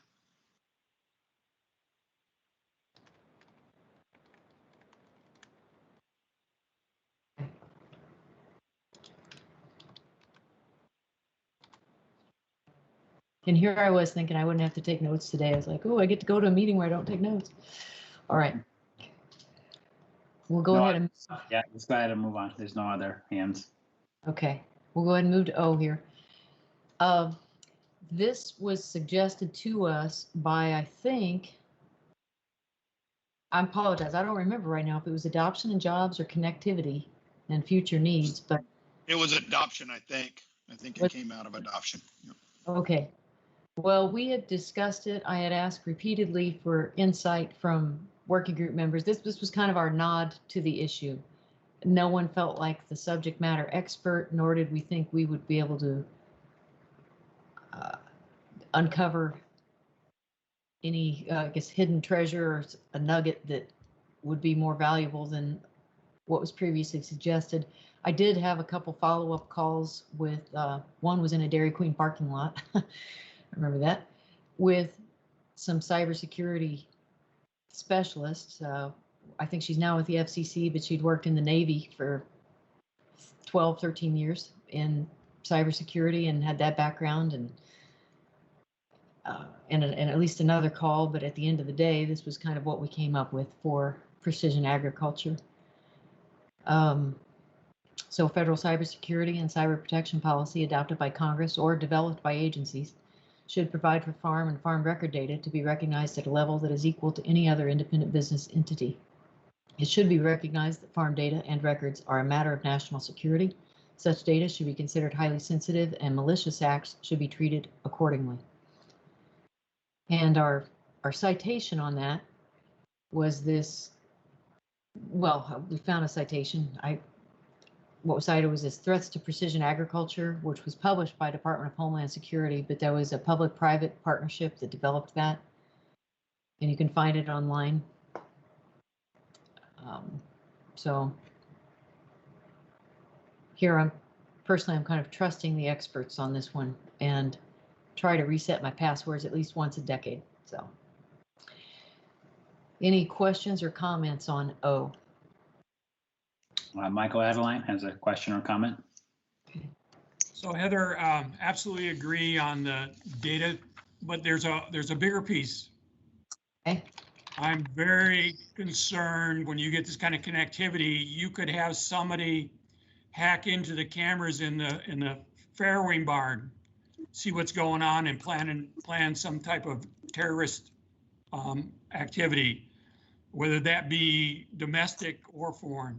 You could have somebody tap irrigation systems and put on more chemicals than ought to be, and then you've just taken a crop out of production, or you've introduced something into that crop that then goes into the food supply. So I think it would be important to develop policies related to that. It would deal with the technology itself, and that we have safeguards in the technology at the right level.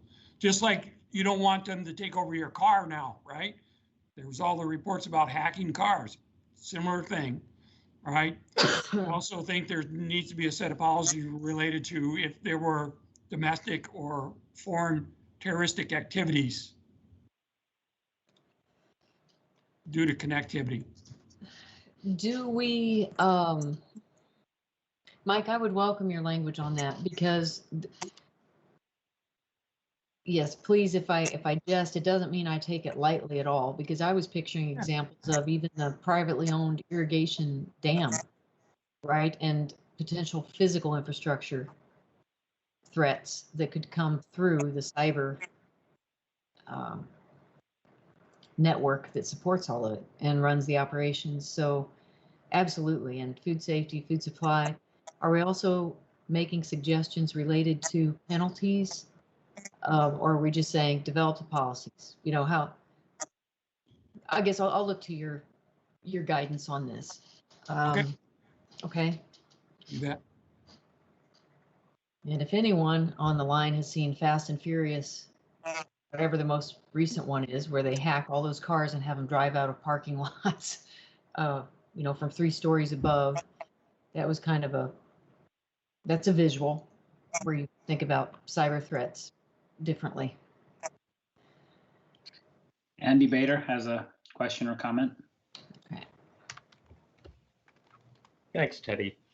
On this topic, and I apologize if I missed this elsewhere or if it's not pertinent, but I think there are 2 ways to look at this. I'm extremely concerned about farmers' data being used against them, and I think we heard a comment about that a little while ago from a terrorist threat. But we also have problems with people using data, partial facts, et cetera, inappropriately. So that's a big concern. The flip side, and I'm not sure how we're going to handle this in our industry going forward, there's incredible future benefit to be realized by being able to aggregate all of this data across all our agricultural lands from a research perspective, from monitoring disease vectors, trends, crop performance, et cetera. And so it's a dilemma of privacy. How do we ensure the privacy and the security of our farmers with all of this data, but how do we also allow it to be utilized to the greater good? And I'm wondering what the thoughts are on that. Go as far as crop reports, you know, USDA crop reports, and where are we? And then over time, we've seen examples where when that data gets out earlier or in the wrong hands, how it can shape markets and cause economic stress as well. Yeah, Andy, I can comment a little bit on what you just said there, kind of just from experience. So you're absolutely right. There's got to be a good way to aggregate data, but yet keep it anonymous, right? And guarantee that it stays anonymous. There is technology out there today that lets you do that, but still in the early stages, I would say, to truly keep it anonymous at an aggregated level so you don't get down to the individual. So I think, you know, in order for the aggregation and the learning from the aggregate to come forward and reap the benefits from it, I think the technology has to mature a little bit more. And then not only the technology itself, but also the comfort using it, right, to ensure that it truly does keep the data anonymous. So I think we're heading in that direction, but we're not quite there yet today. Also wondering, I mean, since I'm kind of wondering though, if maybe Mike Adeline's group, the data and mapping would be well suited to get into this aspect of the discussion, whereas we may talk in terms of deployment. I apologize, I've lost the engineering terms right now for essentially, you know, your physical infrastructure, like your OpEx type stuff, and then the data itself. And a third dimension, that may be relevant in the deployment space, but I think the data specifically, maybe that, I don't know, what do you think as a task force? Maybe this deeper discussion about the potential or possibilities for anonymity and yet aggregating and learning and moving forward with that. Where's the appropriate place to have that conversation? Yeah.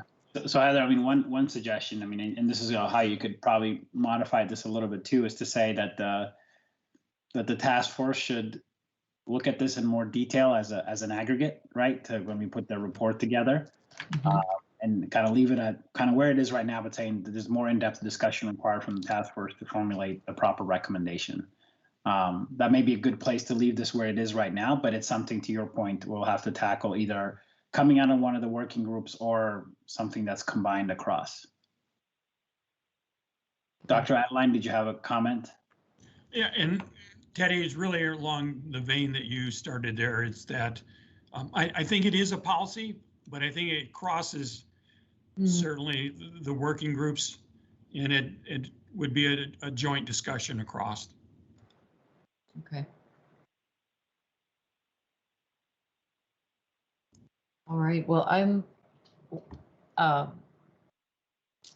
thank you everyone for your input so far in the recommendations.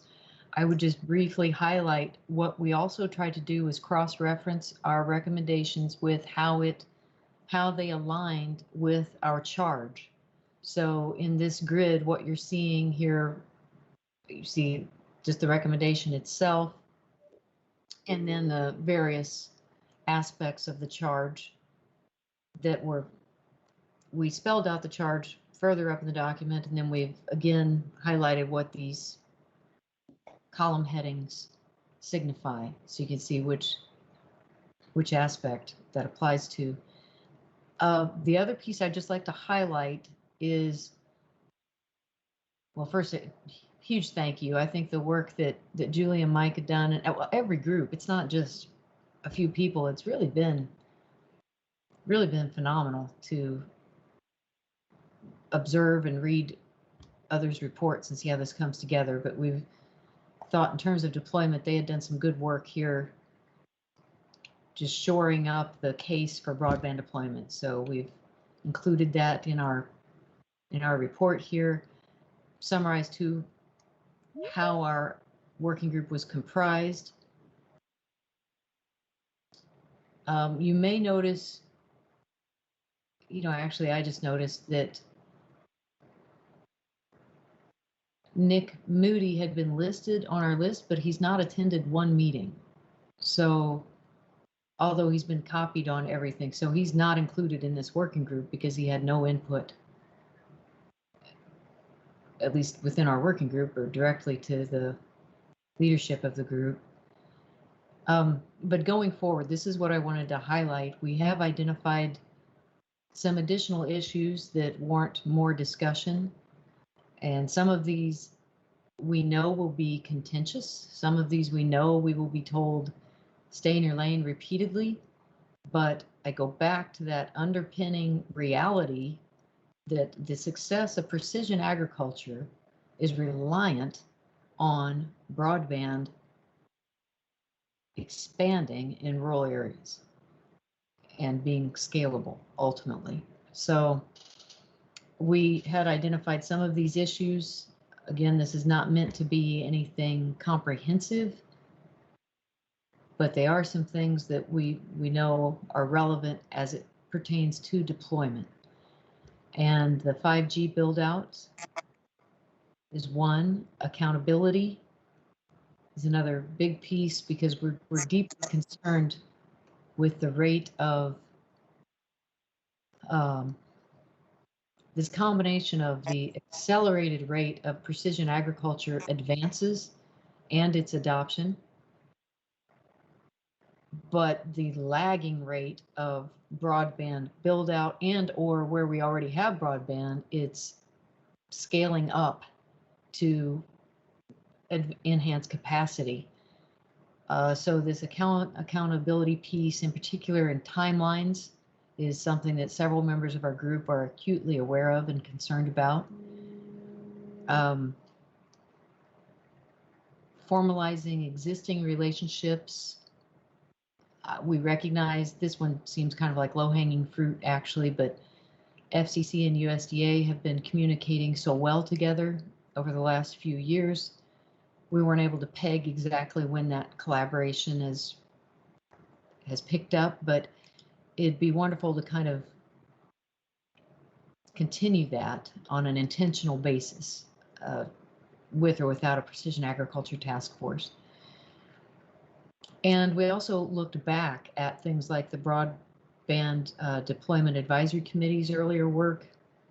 And it appears, we think, that there are still some things, some good items there that could help accelerate broadband deployment that could still be acted upon. So we've tried to list those. And then just the general issue of ongoing funding for broadband deployment. You know, wherein lie opportunities for sustainable ongoing funding. And that's a larger discussion with many different,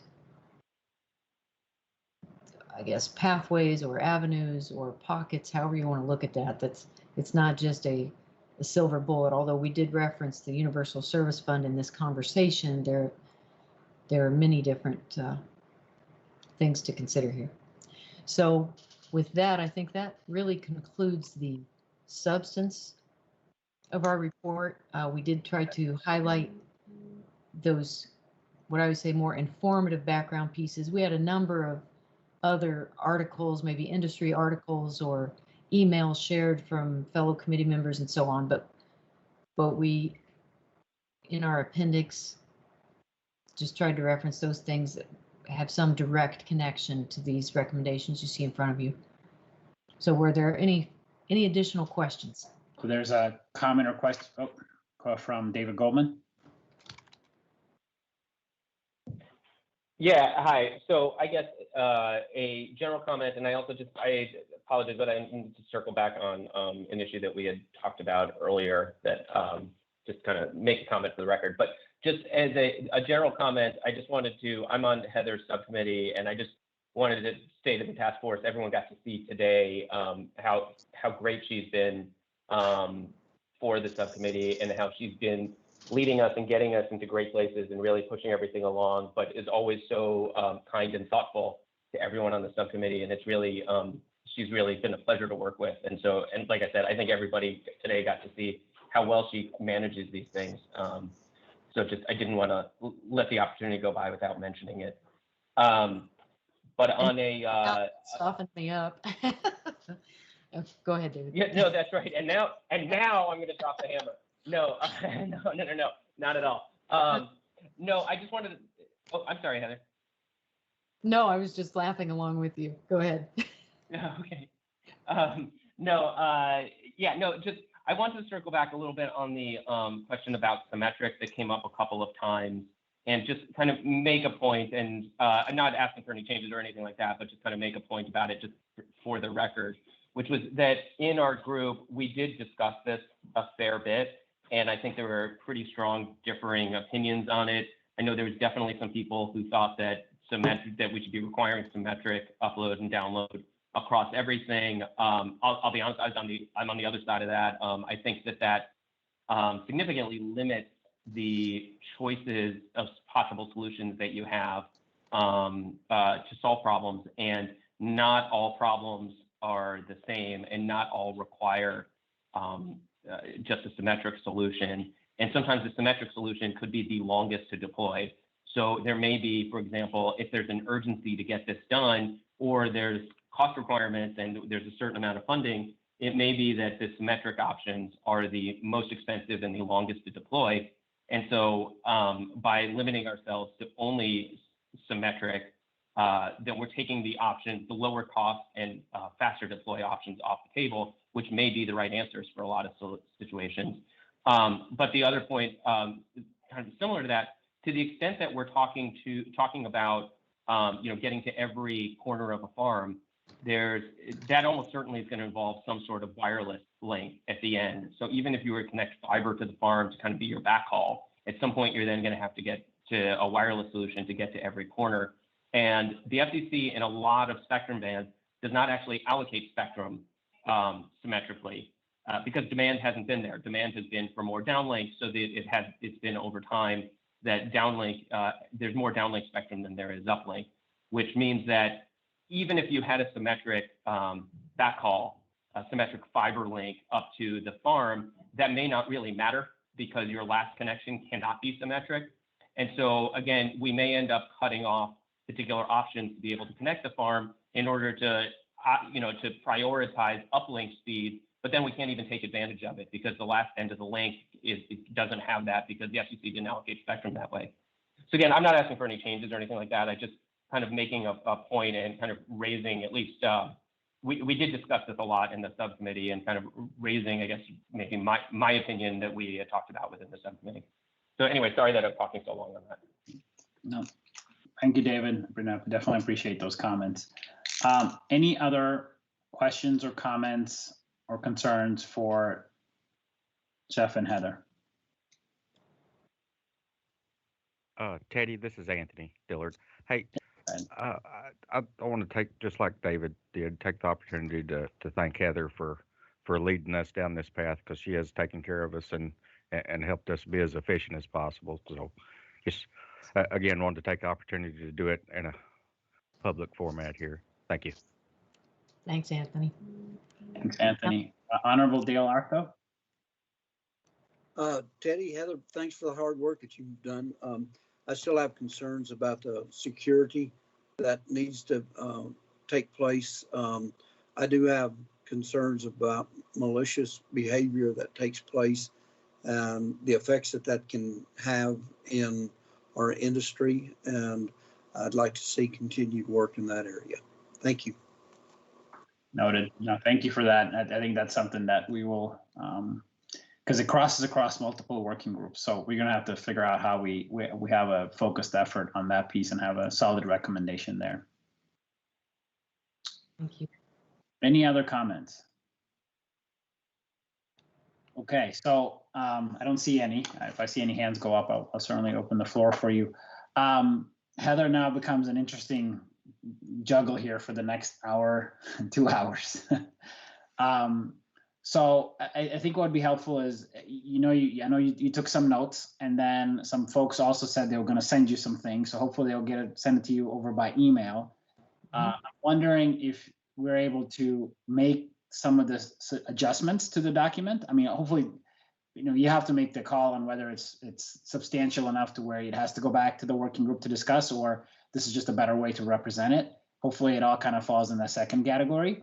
And if you could highlight those almost maybe in red and make the changes, maybe when we get down to the 4 o'clock, kind of before we close, we can go back and you can highlight the changes that were made. And if everybody agrees, then we can vote on the document.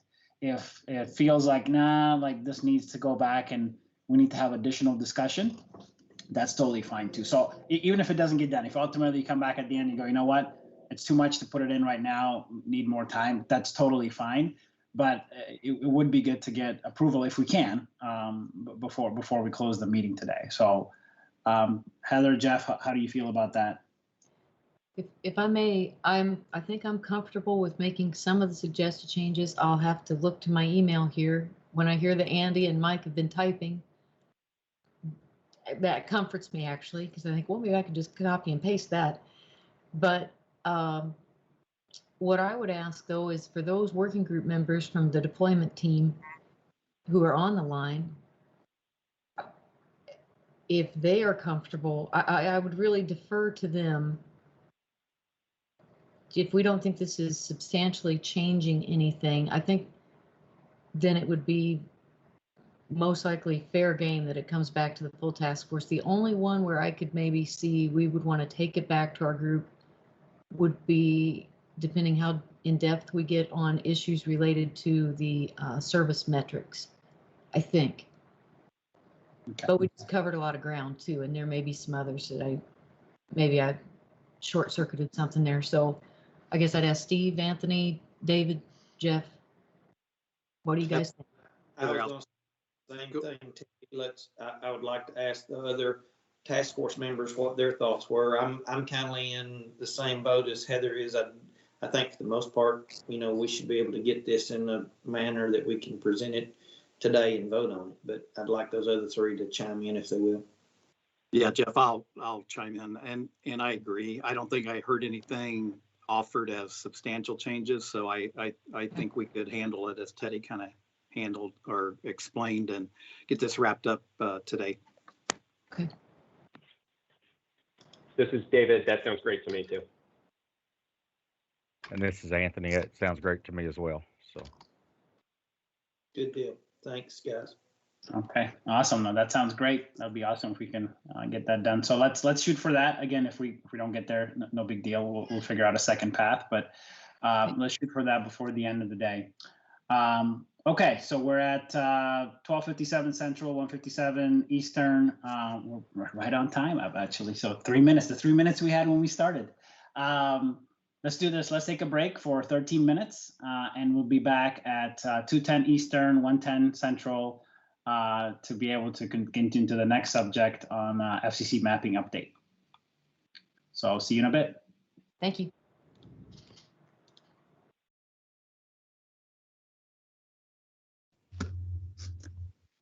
Okay, welcome back, everyone. I'm going to resume the Precision Ag Connectivity Task Force meeting.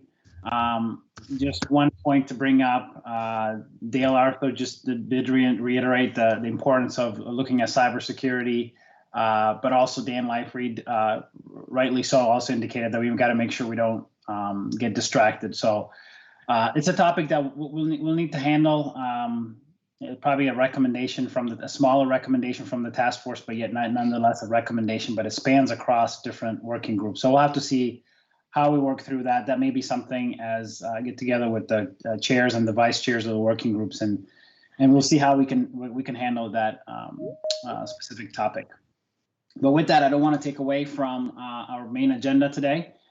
So the next topic is around the FCC mapping update. So we got an update from the Broadband Data Task Force. So in the meeting today, we have Jean, Sean, and Kirk, I believe, that are kind of taking this over and giving us a little bit of an update of what's happening with the mapping. So I'll turn it over to the three of you. Great. So let me just start, and then Kirk will give you a comprehensive overview of kind of the details of what we're up to. I am Jean Cadieux. I'm the chair of the newly formed Broadband Data Task Force here at the Commission. Acting Chairwoman Rosenworcel, one of her top priorities is to move as quickly as we can and as accurately as you can to get reliable broadband maps nationwide, prepared and available to the public as quickly as possible. And to that end, in February, she determined that she would form a task force to really sort of harness all of the different areas throughout the Commission that are engaged and actively working on this massive project. We have virtually every bureau and every office in the Commission in some way, shape, or form engaged in this process. Obviously, the need for accurate data pinpointing where broadband service is and is not available has never been greater, given the pandemic and families and businesses who are struggling to adapt to the reality of remote schooling and telework and the shift to online businesses and operations and services. So I am excited to be part of that effort to implement all of the various complex data collection systems and processes that will give us, as well as industry and our state, local, and tribal partners and consumers the ability to accurately and precisely determine broadband availability. So what we are doing is pulling together, as I said, commission resources and expertise, and we're in the process of retaining outside experts and vendors who can help us design and build the systems and processes. We had the pleasure of talking a couple of weeks ago to a working group, a mapping working group of this organization, and there was lots of helpful and interesting and challenging questions and thoughts that got posed in that session. Obviously, it is an area that we are going to be paying a lot of attention to in terms of rural broadband and how we develop a fabric that addresses the needs of precision agriculture and other purposes. So we are interested in continuing to work with this group and look forward to hearing from you as this process unfolds. I'm here actually on the task force with our senior legal advisor, Sean Spivey. Sean, do you want to introduce yourself just so folks can get to know you? Sure. Thanks, Jean. Hi, everyone. My name is Sean Spivey, and I serve as senior counsel on the task force and assist Jean and Kirk and others in some of the legal and policy implementation issues around the Broadband Data Collection and the requirements that Congress adopted in the Broadband Data Act last March. I come to the task force from the Wireless Telecommunications Bureau, where I'm an assistant bureau chief in the front office there. And in that role, I've previously worked on things around broadband mapping and some of the commission's prior work on these issues. So I have a little bit of historical context there. In prior roles, prior to coming to the commission, I've worked at a law firm, and I worked with a trade association that represented small wireless carriers serving rural and hard to reach areas. So I have some historical background there as well. And on a personal note, grew up in rural Southeast Texas in an area that's arguably considered underserved with broadband. So these issues are near and dear to me personally, and I'm honored to serve on this broadband data task force that Acting Chairwoman Rosa Morsel has stood up. So thanks so much for the time, and looking forward to hearing from everyone today. Great. So now we'll turn it over to Kirk to get us into what it is we're going to be doing. Thanks, Jean and Sean. So yeah, I'm Kirk Berge. I'm the Chief of Staff of the FCC's Wireline Competition Bureau. And I work with Jesse, who you all know well at this point, and am happy to be able to talk to you today about our mapping efforts. I'm going to share my screen if you just give me a second to set that up.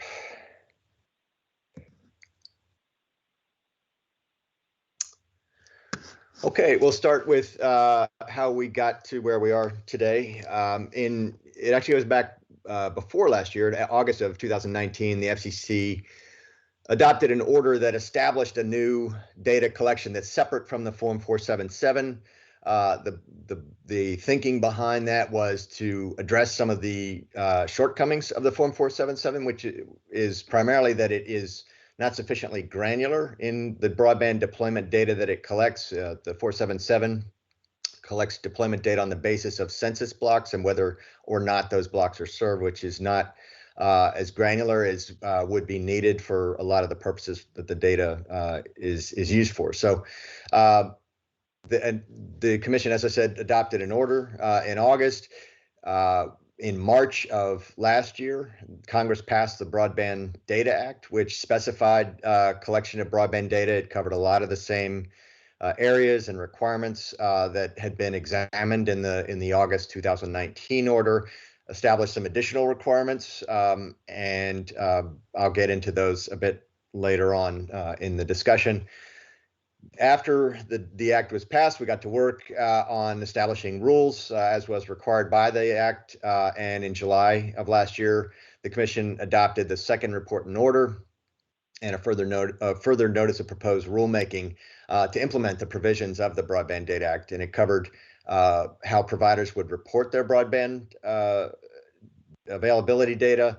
It adopted the broadband serviceable locations fabric, which I will discuss a bit more, and also adopted processes for verifying the deployment data including the USAC hub database, audits, and crowdsourcing. In December of last year, we were appropriated funding to implement the provisions of the Broadband Data Act. It's a key point. We were establishing rules and working to implement the requirements as best we could, but needed to get funding for that. And that did come at the end of last year, which was an important piece of the puzzle for us. And then most recently, in January of this year, the Commission adopted another report and order in connection with the Broadband Data Act implementation that established further refinements and a challenge process, multiple challenge processes for the provider data. Also, in the report and order, the Commission delegated certain technical and other determinations to various offices and bureaus within the FCC, and I'll talk about what that means as we go along. So this slide shows the data flow that will, once everything is in place, and as Jean mentioned, we're working very hard to get everything in place, and that includes the IT systems and the platforms that'll be necessary to take in the data to conduct the various processes in addition to the availability reporting that the Data Act requires. Once they're in place, this is what the data flow will look like in its basic terms. So the data sources on the left include provider data. So this is fixed and mobile service providers will be reporting their availability data on a more granular basis than is the case with the Form 477. On the fixed side, fixed services will be reported in the form of coverage polygons or by lists of addresses and coordinates of locations. So what that means on the fixed side is that availability data will be expressed in terms of what specific locations are covered by the provider's availability data. That's obviously a significant increase in granularity from what the Form 477 currently gathers. Also, in the data sources that will play a role in the FCC's reporting of this data is data from local governments, tribal governments, and federal governments who, in accordance with terms of the Broadband Data Act, may submit to the FCC their own verified data reflecting deployment. And the idea there is for them to report data that not just provider data in its raw form, but that they will engage in some type of verification of data that they collect, so that this will add a different facet of our understanding of the broadband deployment picture, will serve as a reference point for us in many instances in terms of how we might refine our data, and will be a valuable part of the picture for us. And then we can also get that type of data that is outside data that is verified to be accurate through a process by the party submitting it. That can come from third parties, but they must meet certain criteria in order to submit that data. We wouldn't just take any third-party data. They have to demonstrate that they have expertise in data collection and verification, and explain to the FCC their processes through which they gather the data. But assuming that it meets those criteria, that data would also help to inform our understanding of the broadband availability picture. Those data, that is the local government, tribal, federal, and if we accept third-party data, those will all be featured as a layer in the maps that will ultimately be produced as a result of the data that we're collecting.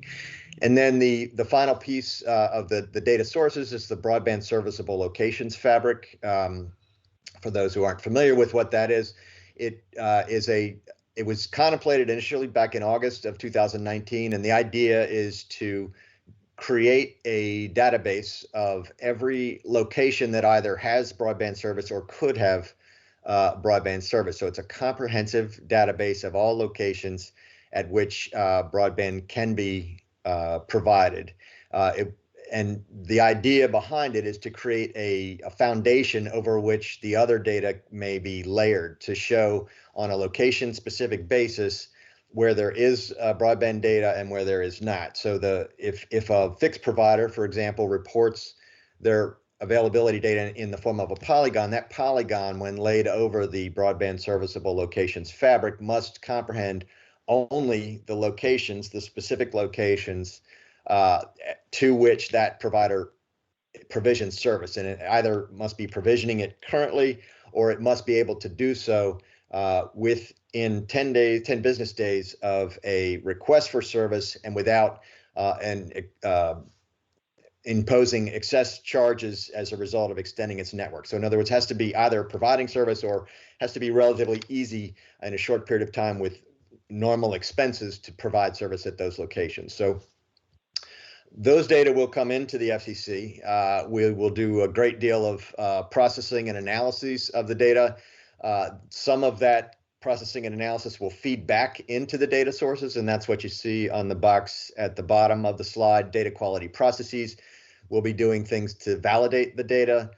We'll be providing technical assistance to various parties, both to parties seeking to submit availability data to us, and also parties who are seeking to participate in challenge and crowdsourcing processes. And I'll just pause there and talk about what those consist of. Both the challenge and the crowdsourcing process are contemplated and required by the Broadband Data Act. And in essence, the challenge process would be a formal process through which a stakeholder, could be a consumer, could be a government entity, could be, it's not really limited, the parties who can challenge, provided that they meet the requirements of our challenge process. And they submit a challenge, and if they've submitted the required elements and met the initial requirements, then that would trigger an obligation on the part of the relevant provider. That is, the challenge would be against the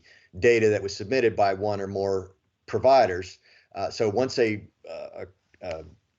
correct challenge has been submitted and meets the minimum requirements, then the provider who's affected would have an obligation to respond to the challenge. And they can respond either by agreeing with the challenge, in which case they have to change their availability data as submitted to us, or if they disagree, then there's a period of time during which they will are required to work with the challenger to try to resolve the challenge, so that if there's a misunderstanding or information hasn't flowed sufficiently for parties to understand the state of coverage at that location, hopefully that would work out during that process. If it does not, then the provider must tell us the outcome of that process, and that would put the challenge, it would move it to the FCC for resolution. The crowdsourcing process it's a related concept, again, required by the Broadband Data Act. And it is the idea is that it's a more informal process as adopted by the FCC. It would involve essentially the same types of parties submitting information to the FCC to provide insight on the accuracy of the provider data. There's a formal process associated with it, but it does not trigger an obligation on the part of a provider to respond. They may respond, they may participate in the crowdsourcing process, but they don't have to. Those data are not something, again, that the provider has to respond to, but what the contemplated use as adopted in the Commission's orders is that they would be used by the FCC to identify issues and trends and potential trouble spots, so they could be used for further inquiry, further examination of the data. So they're in the challenge process. In contrast, there will be a formal outcome if it's not resolved between the parties. In the crowdsourcing process, it's more informational, more informative, but another tool for us to improve the quality of the data, neither of which was currently in place under the Form 477. And then the audits process, the Broadband Data Act requires us to conduct regular audits of provider data, and that was adopted as another tool for the FCC to use, and it will be informed most likely by things like the crowdsourcing processes and other examination of the provider data that comes in. And so on the right side of the diagram, you can see the outputs. That's what all of this is working towards. And the primary output, or the sort of the most obvious output from all of this, is improved public maps. So we currently do report on broadband deployment using the Form 477. The maps that will come out of the new data collection will be, as I indicated, much more granular, will be on a location-specific basis, or will enable assessment of reported broadband coverage on a location-specific basis, and it will serve as the foundation for the further processing of the data, the further interactions that we have with stakeholders of the data, including challenges in crowdsourcing, and will continue to evolve as those processes take place. Also, an output that will gain from the new data collection is the more precisely targeted universal service funding. So again, we're moving to a very high level of granularity with the reporting that will be subject to processes to improve the accuracy. And once we have those data in place and they've been subject to those processes, we'll have a more precise and accurate set of data to work with as we carry out our policies in the universal service context. And this is a requirement of the Broadband Data Act that we use the maps in making decisions about funding. And then finally, there's a number of other uses to which the Form 477 data are put currently, and the data from the new data collection will no doubt be used in those purposes, and others that probably have not been thought of yet. But we envision the new data as a very valuable resource, not just for the commission, but also for stakeholders of all kinds, governmental, consumers, industry, and there's just a lot of potential there, and we're very excited about that. So I've talked about some of this. What we'll get from the new data collection, we'll get fixed broadband availability data down to the individual location. On the mobile side, the reporting requirements adopted in the commission orders specify technical parameters for the reporting of mobile broadband coverage. It specifies how mobile broadband service providers will create availability maps based on propagation analyses and predictions, and that will be standardized to a great extent across all filers, which will be a significant advancement. We'll get the challenge process that will help us to identify and improve the accuracy of provider data. We'll get the data from tribal, state, and local governments and other federal governments, agencies, and third parties if appropriate. The crowdsourcing information, again, will inform our verification efforts, and we'll engage in audits and, if appropriate, enforcement if the circumstances call for that. The Broadband Data Act includes a new standard for enforcement of the willful or reckless submission of broadband data that isn't accurate, and that's a new facet of our ability to enforce in these areas, and that will, should that become necessary, we will take those steps. So next steps, as indicated in the second report and order in July, the FCC delegated a number of issues pertaining to technical aspects of the collection to bureaus and offices, and we expect to seek further comment on those issues, and there will likely be at least one or more orders to come from that. We are working currently on the process of procuring for the various IT development streams that are associated with standing up all these various processes. Earlier this week, the FCC began the process of procurement for the broadband data fabric with the release of an RFI on that, and we'll continue to be very active in the procurement process. We are working with the U.S. Postal Service on a feasibility study concerning the use of fleet vehicles to measure mobile coverage. And we will, once we've gotten to a certain point in our efforts, we will provide notice to providers that the new collection will be in effect, and that there will be the first deadline is approaching. That we've indicated that would be a 6-month advance notice, and also as required by the Broadband Data Act and otherwise, we'll be conducting outreach to various stakeholders, including tribes, small broadband service providers, and we'll be doing general outreach and education to various stakeholders to assist with the filing process, with the challenge processes, and other elements of the collection to make sure that folks know what's expected and how to effect that. So I'll pause there and see if I know there was a lot of information in a short period of time. Happy to take any questions at this point. Dan Leifried has a question.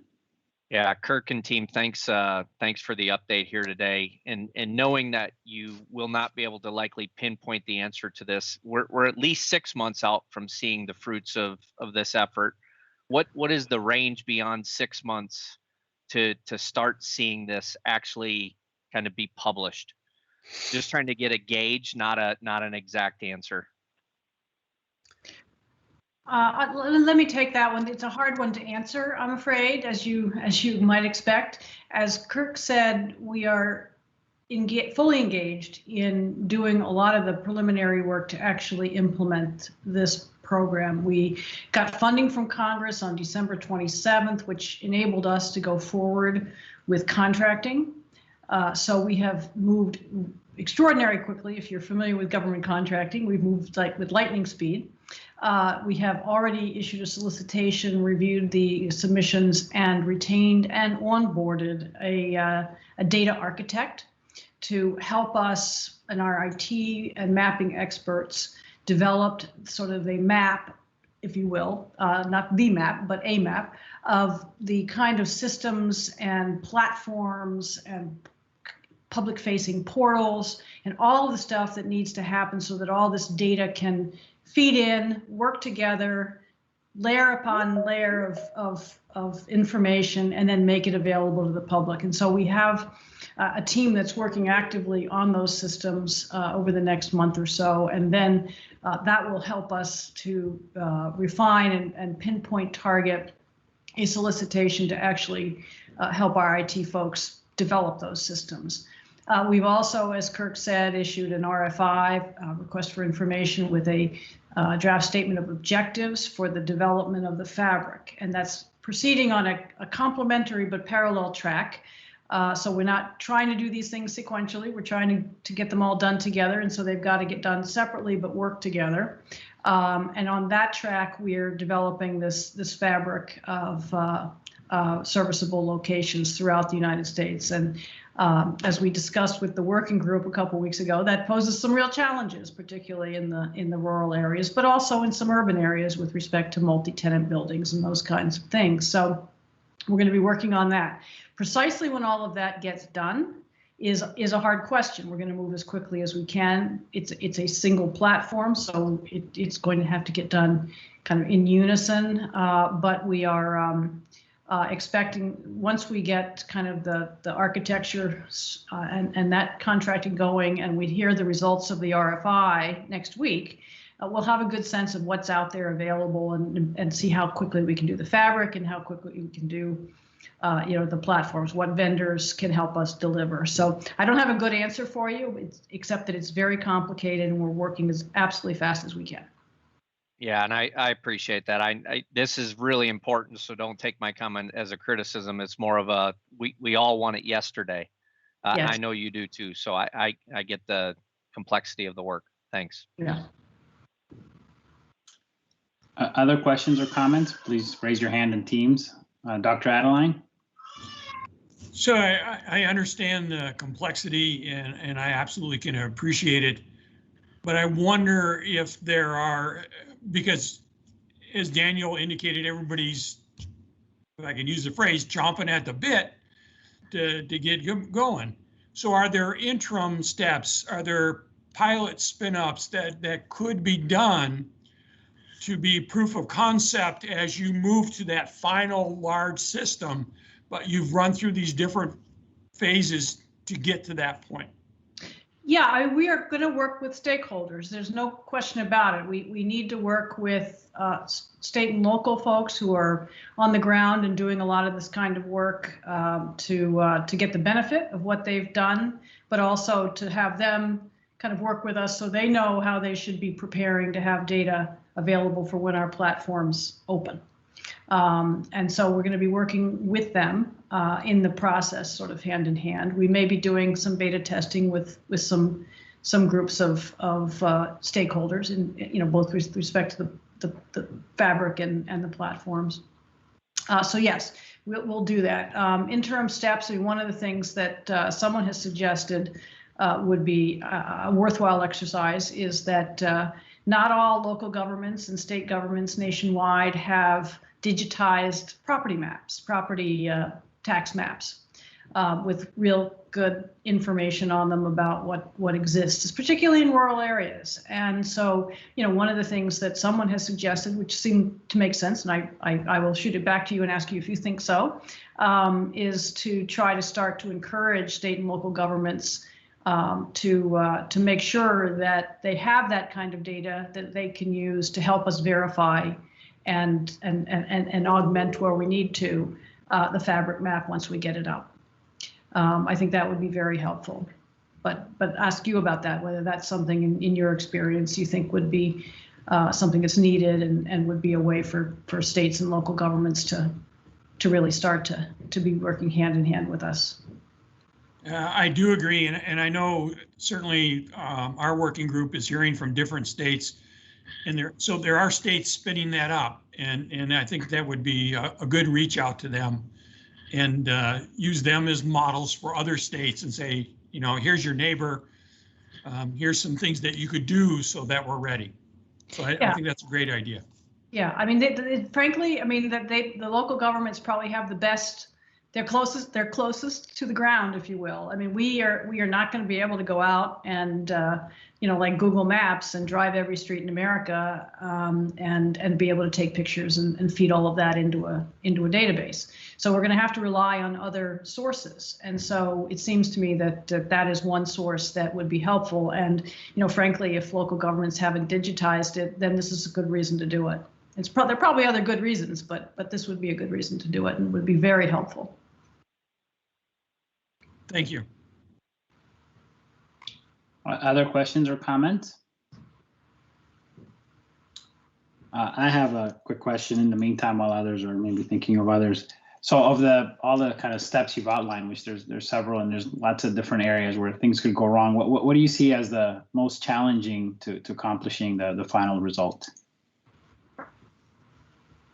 There are so many challenging aspects to this project. It's hard to know where to start, but I think it's just really kind of being able to build the systems quickly so that we can start to to bring in the data. There's going to be a lot of testing that needs to get done, a lot of beta testing and systems testing. So that's why it is a very top priority. It's not something that's very visible to the public in terms of showing you kind of what's going on behind the scenes, but it is happening, and it's going to take us some serious effort and concentration to get it done and done right. We want the system to work when we turn it on. So that I think is the challenge, is to get that groundwork done and moving so that we can then start to work with state and local governments and with consumers and with the industry to really work through the process of how, tutorials and webinars and things about how to gather data and how to submit data. But we need those platforms, and I think that's the biggest gating challenge that we have right now, and it's the one that we're really focused on. Got it. Do you foresee any problems or challenges or resistance from providers, kind of submitting the data in a common format or whatever they have? Actually, I think they welcome this. They will be the first to tell you that it's challenging and probably going to cost some dollars on their parts. We were part of a bar association continuing legal education program yesterday where there was a panel of industry folks, and I was pleased that they were very positive about this, and they really recognize that this is going to be better for everyone in the long run, including for them. And they also pointed out that there are some side benefits of developing a nationwide fabric database that's publicly available, not just for broadband services. One industry rep said that she thought that it was going to be very, very useful for other purposes for rural consumers who right now aren't in the GPS. They don't exist when it comes to FedEx and UPS and a lot of other things that this will help those kinds of entities have a better way to locate potential consumer addresses than they have today. So you know, I think the industry recognizes that they crave a way to make this data more uniform. The smaller providers will have harder problems. Clearly, they don't have as many resources, and we understand that, and they're going to be specifically trying to work with them to make it easier on both the wireless and the wireline side. Other questions from task force members? I'm not seeing any hands, but I do have one last question for you. So obviously we have one of the working groups within the Precision Ag Connectivity Task Force is focused on mapping and analyzing connectivity in agricultural land. So how can that working group better work with this task force, or I don't know if it's recommendations at the end or if it's kind of input throughout the process? That'd be interesting for us to know as we make, you know, further recommendations here throughout the year.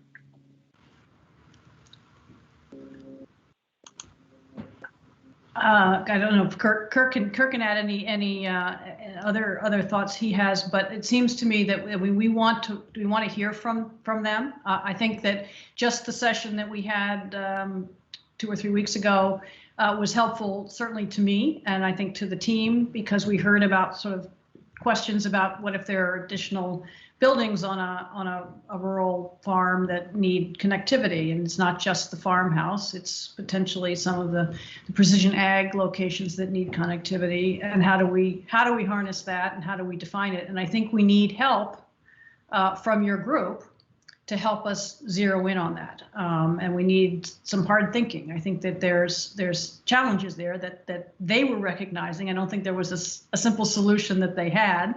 But they recognize the challenge and are giving thought to it. And that's the kind of thing I think we need from them and from your group generally, is kind of help. You know, we can do only so much, and we need to know, you know, what special challenges there are for particular users and work. And, you know, we will be happy to meet, you know, consider any of those kinds of proposals and determine whether they can be worked into what we're developing. Okay. No, awesome. And obviously I don't want to speak for Dr. Adeline, but maybe I will. But we're very eager to work with you and see how we can help throughout this process as well. So great. Well, we welcome that. I would just add that, as you know, I think we're very interested in your input as we develop the collection and put it into operation. And then the framework of it is it's a very open framework, in the sense that there's as I've discussed, many opportunities for stakeholder input. The idea is that the data will be continually improved through those processes, and we welcome your involvement at that stage as well. It's invaluable. Yeah. Yeah, I think actually, I mean, that brings back the slide that Kirk spent some time on with the arrows that sort of circulate around, because that's the way this is going to work. Is that, you know, the analogy I used yesterday is that it sort of strikes me as a three-legged stool, where we have our systems and platforms that we're developing, but the data isn't really necessarily going to be, you know, totally originating with us. We'll do the best we can to put a fabric together, but we're going to need from the carriers, we're going to need their mapping data filed as precisely under our new specs and as uniformly and crisply as we can get it. And then the third leg of the stool is really, as Kirk says, the verification challenge process that will help us look at the fabric once we have it up there and test it and supplement it and verify it, and on an ongoing basis. Things are not static. anywhere, both in terms of carrier coverage and in terms of just addressable, serviceable locations. So that's going to be something that'll be an ongoing process that we're going to have to rely on feedback, because again, we're not sending out a truck to every street in America, on a 6-month basis.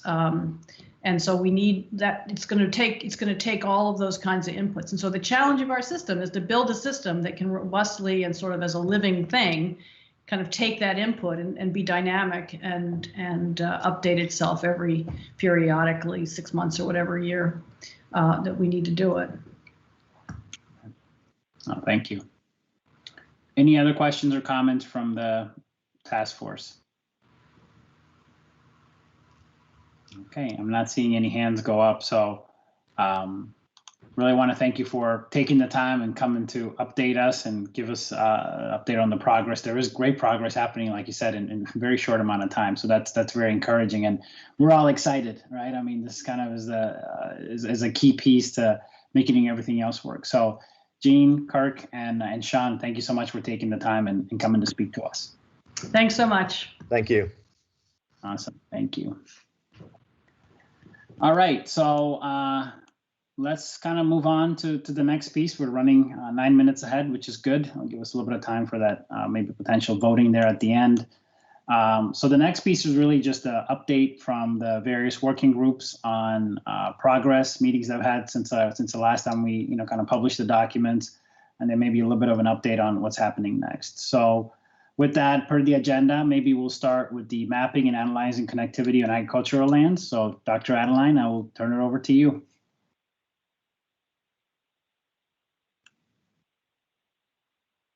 Okay, if I can share my screen. Yep, go ahead.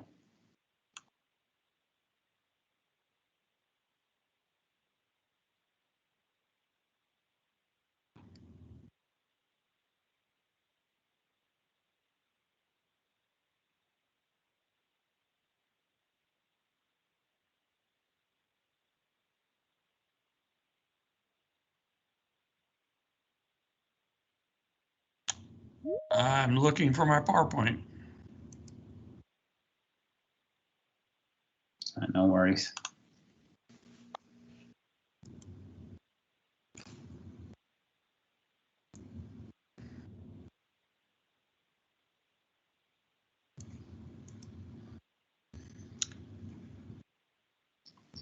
It's coming through. Good.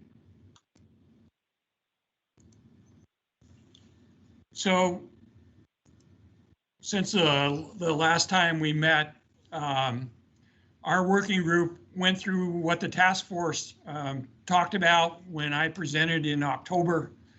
The items the recommendations that we worked on. And from that, we've been refining our recommendations, kind of filling in the gaps where we needed to, maybe adding new pieces, but really taking to heart the questions, the comments, the concerns that was voiced by the task force. So to date, we've revised recommendation 1 and 2. And let me just say with recommendation 1, and what I will do after we're done here today, Teddy, is I will send out the actual document, so I don't have to, I can stay within my 15 minutes. So I'll send out the actual document with what we did.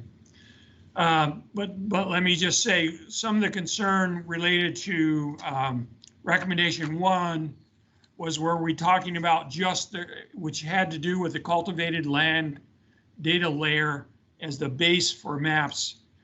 And it was asked whether we meant other locations. And so we identified what we could do with Alaska and what data was available that would show us production in Alaska. We found a database for Hawaii and some data related to Puerto Rico. So we've added that information to our recommendation, with the caveat saying that outside the continental United States, that we would use the best agricultural data available to us in order to improve the base layer of the maps related to agricultural production within the United States. So we addressed what I heard for that concern. And then under recommendation 2, we actually streamlined the points and basically dropped out and combined things so that we only have 3 points underneath that recommendation. But since the commission has moved forward with the DOTC information, we've rewritten this recommendation to be more in line with what the commission had moved forward. So it's basically updating it related to what's happened with the commission since we last met. So we've done that. Currently, we're working on revising and updating recommendations 3, 4, and 5 based on what we heard from the task force. And it's our idea at this point, because we have them mostly ready in draft form, that by the end of March, I can share with our colleagues on the task force those updated recommendations, so they have them as they proceed forward in their various working groups. So again, by the end of March, we should have all those revised recommendations. We've created a list of criteria that could be used to identify ag structures in the broadband fabric. They're intended to be additive in nature, and it's not a rocket science list, but certainly we think could be discrete pieces that could be additive in nature and help identify those structures, because we had quite a discussion on the words, or do we use the word buildings or do we use the word structures? And we felt it important to use the word structures, because you might have a set of corrals, you might have grain bins with a grain leg that doesn't sit near the home place that connectivity will need to be at, but somehow when they look at it, they don't see it located with that particular operation. So I've got those recommendations, and I will also attach that after our meeting to the task force so they can see them. We're working on a new possible recommendation related to the USGS work on elevation and topography mapping of the United States. Our folks feel it's really important in our effort for precision ag that we have those data points related to elevation and topography. Certainly the providers would need it, but we understand that in some operations, the local build out of the farming operation, it would be useful to them to have that information. So we're looking at that and making a recommendation based on a presentation that we received. After reviewing the charge to our working group, one piece that we felt extremely important was working on a recommendation to map negative space. Areas where we know connectivity for precision ag is not available. So we're putting together a list of criteria that could be used to map that. So we know that the big effort is on mapping where it is, but it's extremely important as well to map where we know it's not. And so we're working on creating a set of creating a recommendation based on criteria where we can talk about where we know that does not exist. We're also working on a rubric that could be used in the ground truthing or validation step So we've talked to a number of individuals that are working in this space and have different approaches, and we're basically creating a rubric that allows you to compare what the positive and negatives are for the various groups that are working in this space. And so we will be providing that. And lastly, as the previous presentation was given, I think the one thing that we need to be thinking about is the public-facing maps for those people in precision ag. And they're more used to going to the agricultural or USDA sites than they are going to the FCC sites. And so we're working on creating a schema for the potential for public-facing mapping structure that would be housed with ARS, and it would pull in data from certainly the USDA for the agriculturalists to go to look at coverage, the quality of coverage, and the implications for that as they go forward. So Teddy, that's a quick update on what we're doing. Great, thank you for the update. Any questions, comments, or concerns from the task force to this working group? I see a few coming in. Michael Gomes.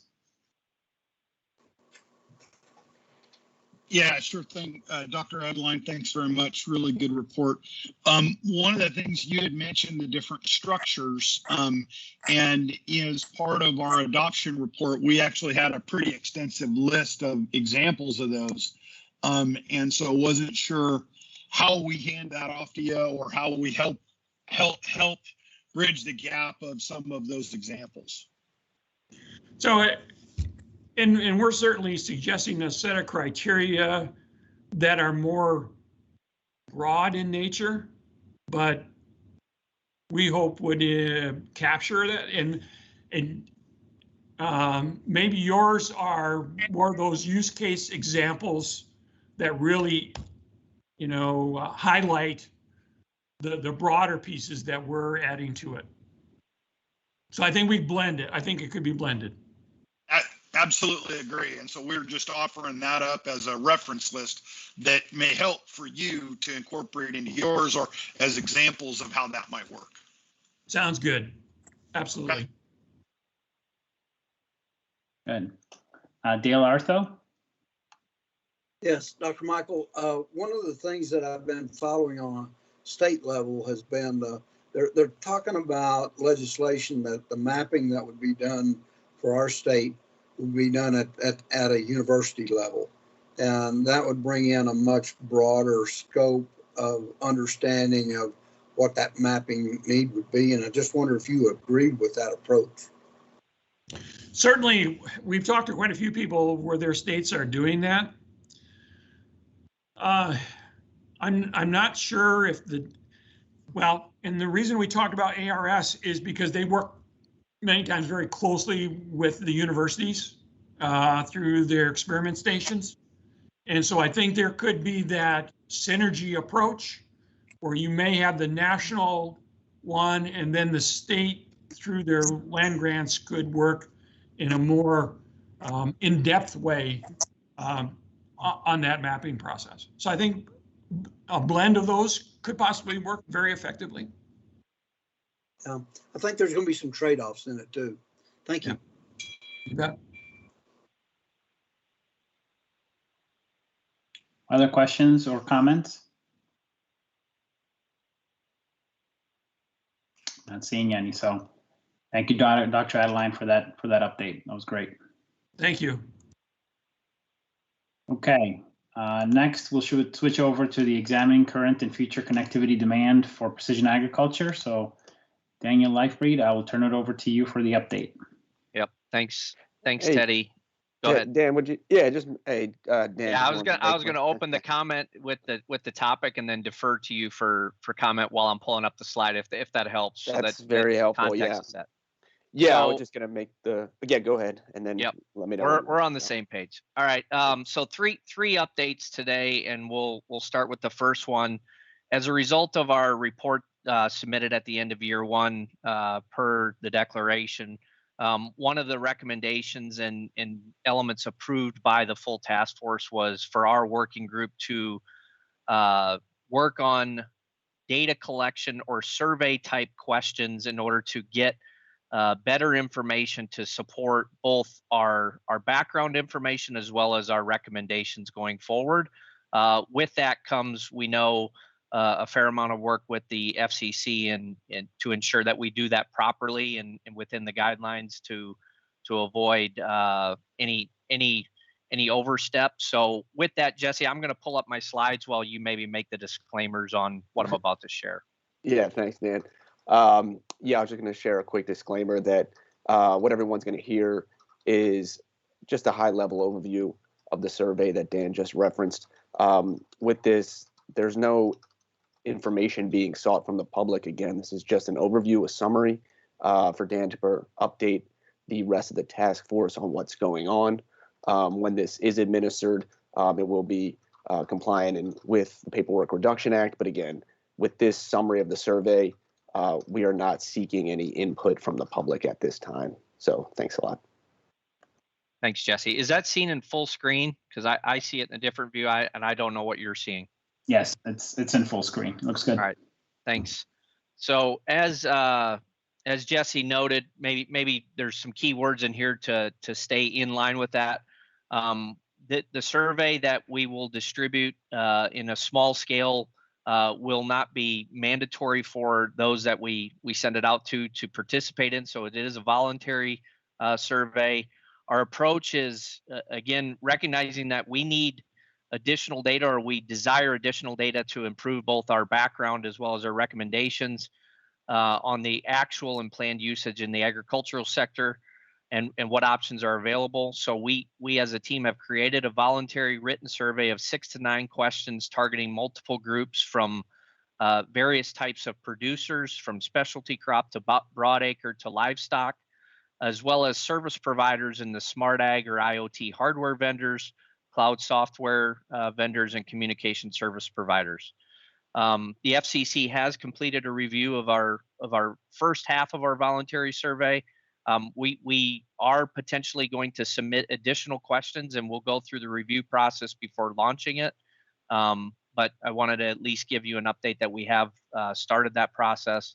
The voluntary survey will be sent to approximately 50 respondents selected by the working group. And one of the really critical pieces is we're not looking for non-public information or anything personally identifiable in order to ensure that there's not an issue relative to sharing of confidential or personal information.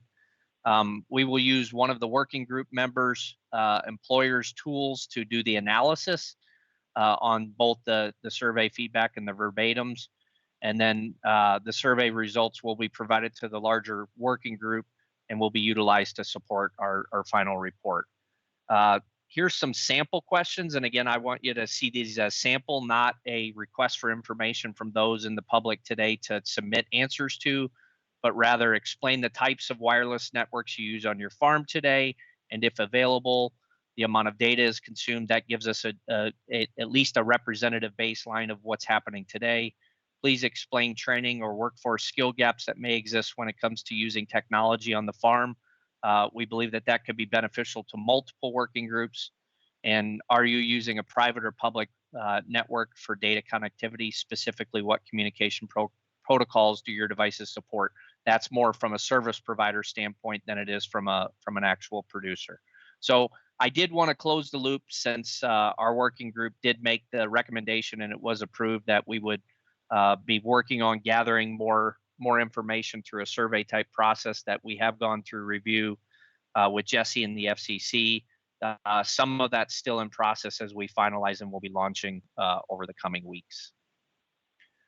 I'm going to stop presenting on that, and I'll go through the rest of my items. The second thing that our group has been doing is, even since the January timeframe with the change of administration, we thought it prudent to look at our report through the lens of the priorities of the new administration that is now in office, and in particular look at areas that we know are priorities of the administration around sustainability and environmental impact and resiliency of our systems, as well as elements around equity. And when we think about connectivity for precision agriculture, we know that the digital divide is a potential inequity to those that are underserved. So I don't know exactly where that will go, but we believe that coupling the current administration's priorities with our report only makes it more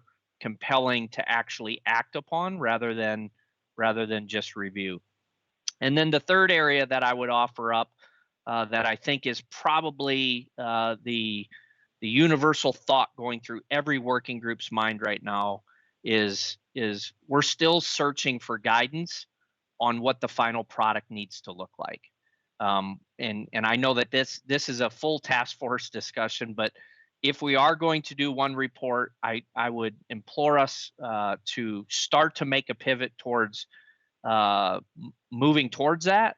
And in absence of the clarity around that, I think we should accept the fact that we're going to have 4 independent reports that we're going to have to put a 5th report around in order to pull it all together. So I put that out there as an ask for this group, knowing that we meet so infrequently as a full task force that if we don't wrestle that piece at least somewhat to the ground today, I feel like we're maybe not set up to deliver on the integrated report process that we may all so desire.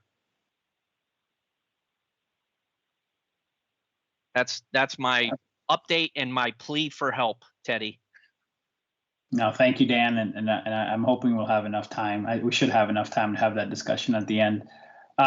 Any questions or comments for Dan and the team on their update?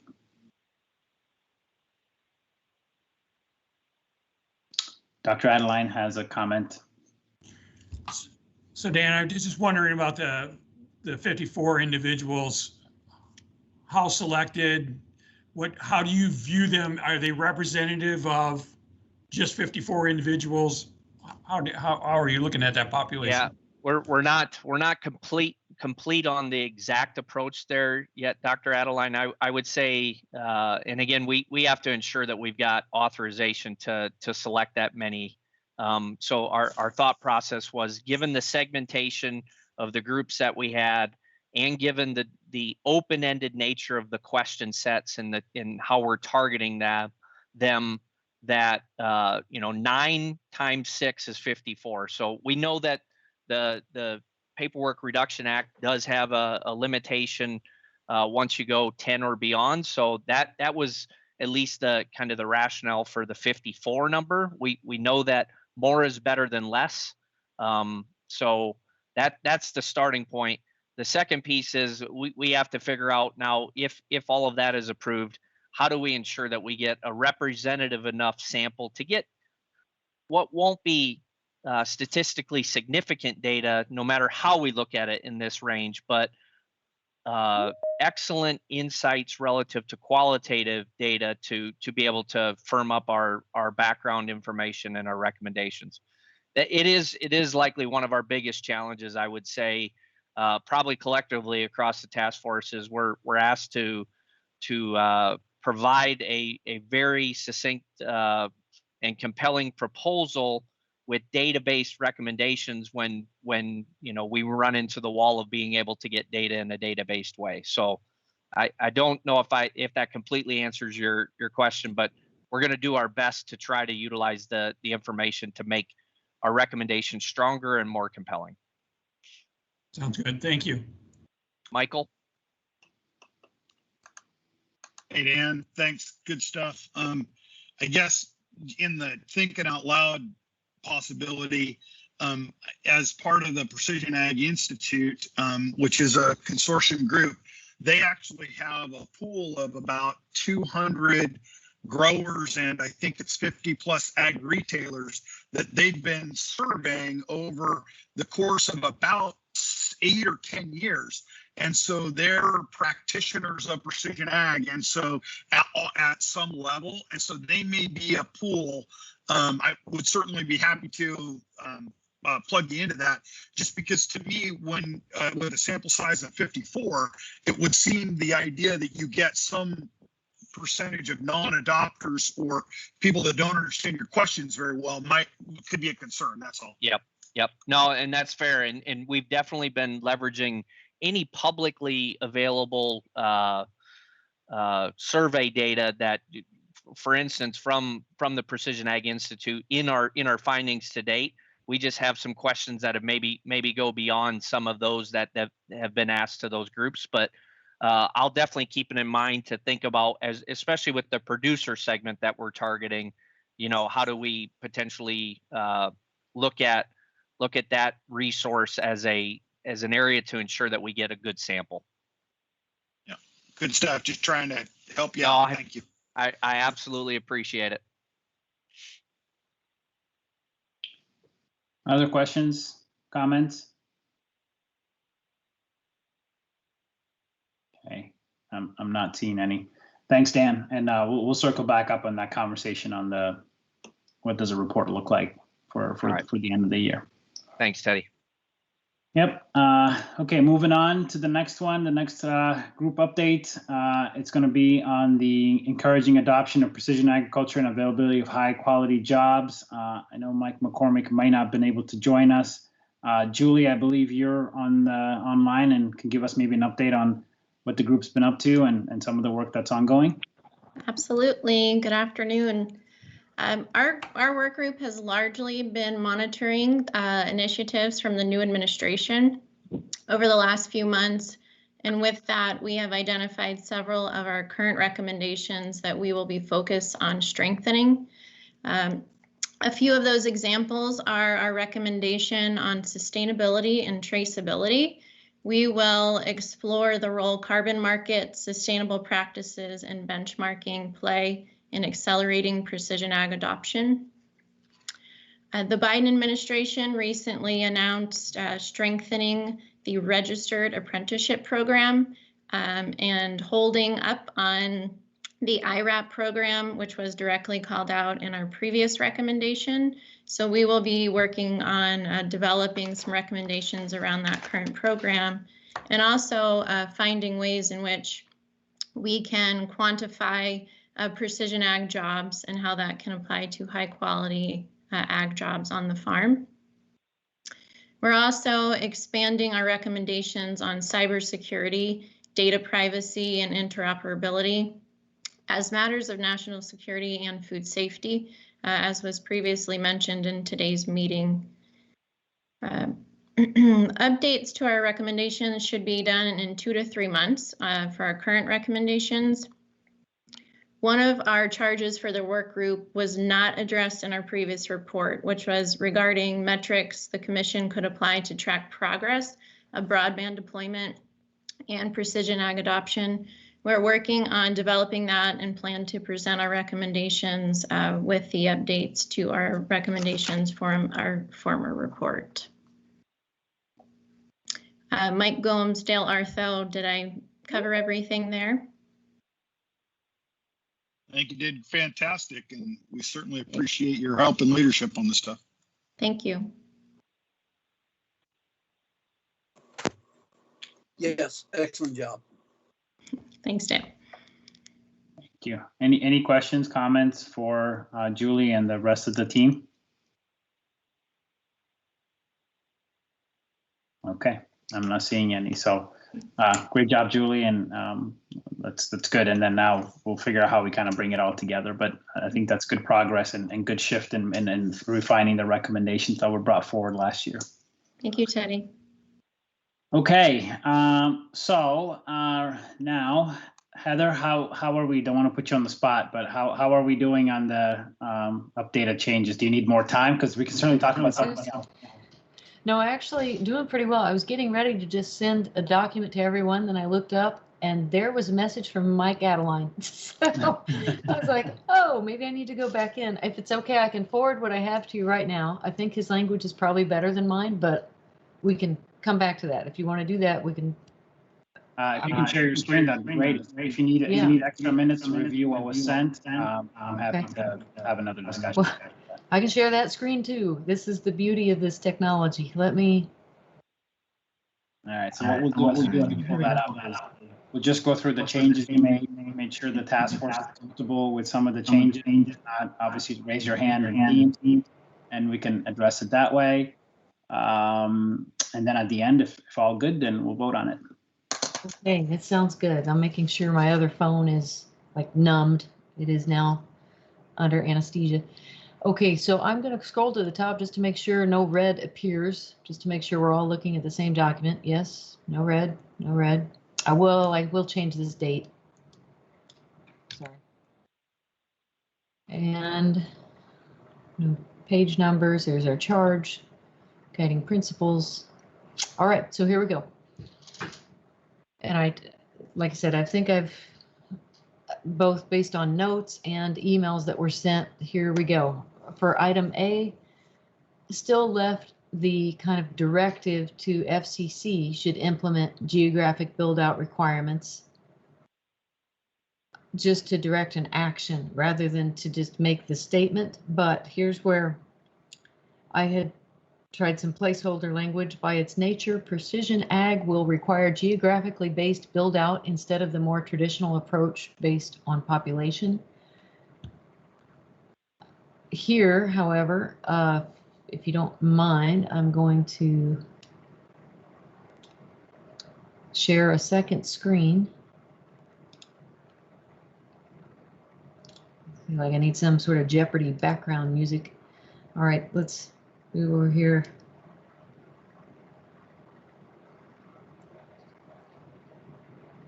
Nope, that's not it.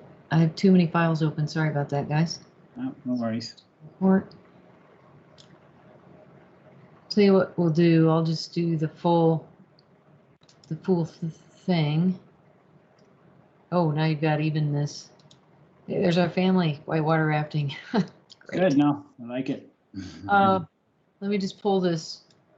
Can you see email off to the left? I thought it was going to pull in both screens, and I don't know if it did. See an email to the right that says new submission for contact. Oh, there we go. It's coming. Okay. Yeah, that was a small business issue. Sorry about that. Yep. So here's language that Mike had suggested. Precision agriculture by its very nature will require the use of geographical based build out instead of the more traditional approach based on population. The spectrum auction should include a shorter and more aggressive build out timeline as positive consideration in winning bids. So we've got that as an opportunity. I'm going to move this back here. So I'm going to put this kind of just side by side, which I should have done that first. I apologize. No, looks good. Okay, so so that would be the second sentence there after the first piece. Or possibly, right. This could be the replacement sentence, so to speak.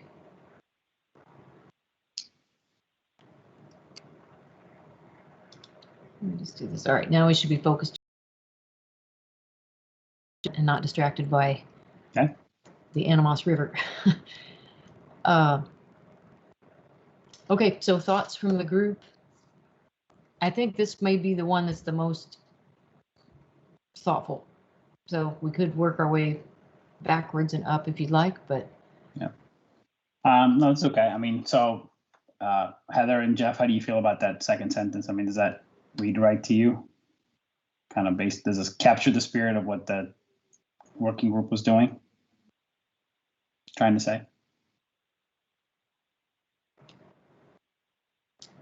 It does to me. I can delete this. I think I would still prefer that we just keep a statement kind of directing FCC to do something, you know, to be the action agent. Yeah.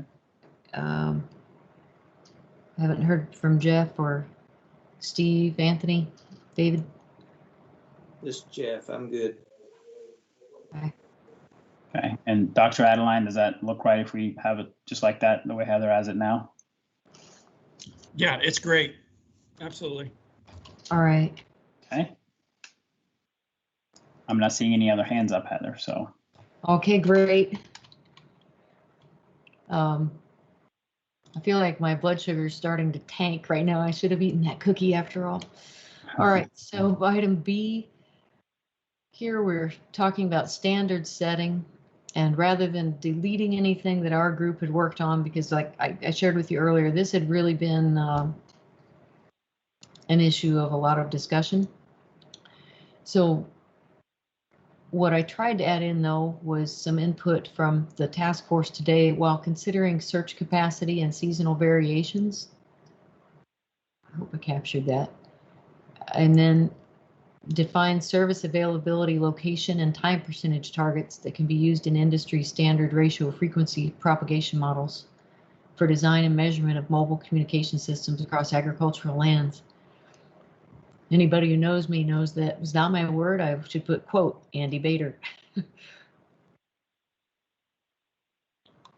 And then I did add, kind of as a nod to the various technology types, just added a parenthetical there of fixed, wireless, and satellite, where we put all connectivity technologies. So any hands up or thoughts on this? Not seeing any hands up. Okay, and we're going to take that as a thumbs up. I'm moving on. Item C, ensure that federal agencies use the same threshold for establishing what is considered to be broadband. Now here we had with several comments in the notes related to including nearly symmetrical service. I didn't know if this is where it should appear. I think I put it one other place too. If you don't mind, I'm just going to skim down to that for a moment to let everyone see. Yes, in item E, the scalability, I thought it may actually be more appropriate here when we talk about scalability. I raised the concern, this Mike Gomes. I think it fits for both, and I like your improvements. Okay. Okay, so we've got some input from Michael there. Any other hands up or thoughts? Not seeing any. Okay. All right. So scrolling down, I didn't have any adjustments to these that I caught anyway. In H, where we talked about the fiber to the home, I tried to add this phrase, which in many cases serves as the headquarters of a business. So hopefully that helps describe that.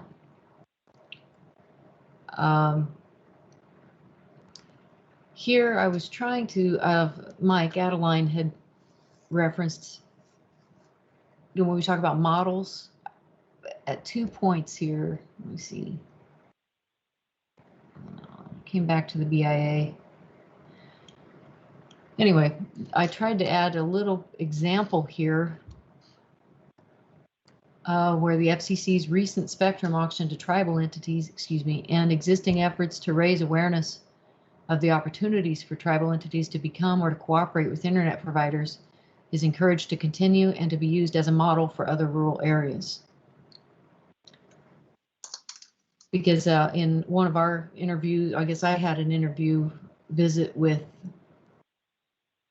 the staff member with FCC who had worked with the Native Communications Task Force. And it was really informative to learn about the marketing efforts and outreach efforts that they had done to try to essentially inform tribal entities of the opportunity. So no hands up on that one, Teddy, or comments? Nope, I'm not seeing any. Okay. Everybody else needs. I got a thumbs up. How about that? That's okay, good. I like it. I'd say we all need cookies right now. There's just a little bit of sugar. I did spell out cooperatives. I made that change. That's just kind of a pet peeve of mine because I always read it coops. Under K, here I tried in the supporting rationale where in both K and L. We talked about FSA. So tried to add a statement that says USDA has achieved great strides through the Rural Utility Service and Rural Development Programs.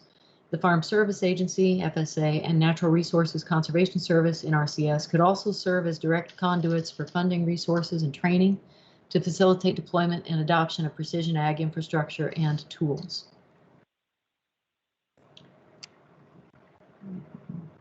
Tools in that case, thinking of software and everything. Then under L, they're adding this comment about, I guess I could say the NRCS, since we spelled it out above, couldn't I? Direct conservation funding to farmers who adopt precision ag to enhance their conservation and nutrient management practices. And then land grant extension services could enhance training and research in precision ag. I think there's a lot being done already, depending on where you're at in the country. But this kind of acknowledges another piece of the USDA portfolio, whether it's through NIFA or however they divide that. Apparently it's not pleased with how I did land grant. Should I separate that? Yeah. Okay. I will capitalize grant though, just because of the. Yep. Okay. Capper Volstead. And you got 2 thumbs up, so I don't. Very good. Very good. Okay, I did add the initials here for BIA, Bureau of Indian Affairs, because then I've referenced it again. Again, kind of trying to pick up on notes from peers here, but the FCC and BIA should gather input and act on how to streamline regulations pertaining to broadband build out on tribal lands. So hopefully, I think that may have been Michael who suggested let's really try to speak to streamline, the need to streamline. I think you nailed it. Okay, thank you. All right, then here we come back to, again, the concept of area, not population. So just tried to, in a census block to a percentage of acres and or geography as companies report their coverage.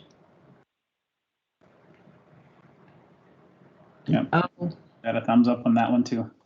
All right, good. Now here, what I'm going to do, okay, this is what I tried to add in here to try to address this notion of the infrastructure. So it's not just about data, but also infrastructure, if I was hearing you correctly.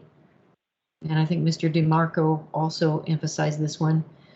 So federal cybersecurity and cyber protection policy adopted by Congress or developed by agencies should protect precision ag network infrastructure and data that provide for farm property and its products, as well as farm record data to be recognized at a level that is equal to any other independent business entity. It should be recognized that farms and food systems, including their data and records, are a matter of national security. Such property and data should be considered highly sensitive, and malicious acts should be treated accordingly. Now, in Mike's message that I just observed, he had sent it earlier, but it may have taken a while to get to me. I didn't see it. I'm going to go ahead and copy this in here so you can look at this. See it side by side. Here's a suggested rewrite for O. So it wouldn't be supporting rationale. This would actually be the O. Federal cybersecurity and cyber protection policy should provide for farm broadband technology and farm record data. So similar language, recognized at levels equal. It should be recognized that farm broadband equipment, data, and records are a matter of national security.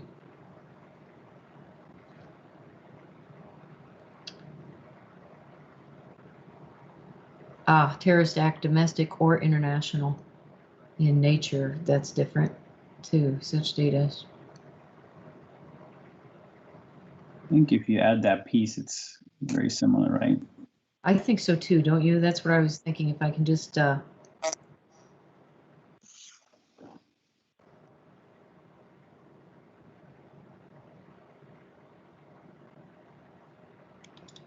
was just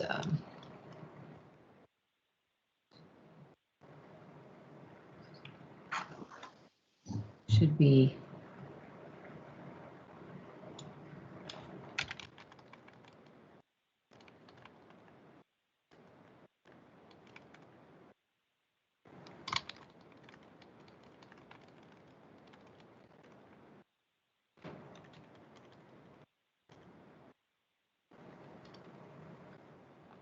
First, I'd like to ask Mike Adeline, do you think that the revision on the left is adequate or? I do. Okay. And Michael Gomes, you're good with what Heather has on the left? I am. Okay, perfect. Okay. I think that was it. I don't think I had, well, I apologize. So what I'll have to do then is change, basically copy and paste. Yeah, the changes into here. Yeah. Okay, so make that consistent. And then I think we're good to go, I think. Okay. Well, hope Good. nobody Okay. smokes. Thank you, Heather, for making those changes so quickly, and that's awesome. Any questions, comments, or concerns from anybody else on the task force before we try to vote on this report? Would anyone like me to back up to any part of the document? Otherwise, I will stop screen sharing. Teddy, do you need a motion? Yep, there's no, I was just looking for comments. If not, I will need a motion. Maybe not a comment. I just want to give Heather credit for doing all the background work to get to this. And I just would defer to Jesse if there's any concern. On that table piece that Heather needs to update, I don't view that as material change in content. It's really this core body that we'd be voting on, and ultimately, as that gets updated, it could be submitted for public record. I just wanted to defer and make sure that that's correct. Yeah, Dan, I think that's right. Given the way that the report is structured, that you have the recommendations up top and then they are copied below. Yes, when you're voting on this report, yeah, understand that you're not voting on kind of two separate recommendations, and that the end of the document will be, there'll be an opportunity to conform that to the changes that were made. I think that's totally fine in this case. Yeah, I figured I'd just get that in the public record so Heather doesn't have to worry about racing to get that done in a matter of 10 minutes. Exactly. Thank you, Dan. Chris Mclean, there's a hands up. Yes, thank you very much. I just want to join in congratulating Heather. It's a very impressive work this afternoon. And to get on the record, comments I've made in the chat, I've been advised that may not be visible, that the work particularly on issues related to bandwidth, eligibility, and build-to speeds in our US and USDA programs are very timely, as our new regulation are open for comments, as well as we are in the process of developing the rules, the ground rules for round 3. And to just your comments about other USDA agencies, I just wanted to also, I mentioned in the chat that there are a number of USDA projects where the networking portion of precision agriculture, could be incorporated into base programs. And I used as an example a program that I run with the Rural Energy Savings Program, of how that networking, if it produces an energy efficiency measure, that could be an eligible purpose. So again, thank you, and thank you to the entire task force. And I feel like I've now put all of my side comments into the official record, and I appreciate the amazing work this afternoon. Great, thank you very much. And thank you for the comments. Yeah, and thank you for tuning in, staying dialed in. That's cool. Yeah. Okay, so I don't see any other comments, so I will take a motion. If somebody will make a motion to approve the document per what we looked at, knowing that the bottom part will change. I move that Heather's wonderful document be approved as provided. All right. And I will second it, Eddie. Thank you. I have a second. Jesse, do you need to do the roll call and ask for approval, or? So I was going to go ahead, Teddy, and say if you want to go ahead and do that, I think that's fine. And just run through the list of members and ask if they approve and everything. Yeah, I don't know that I have the list in front of me, so if you could. Okay. I don't have it in front of me either, but I will bring it up.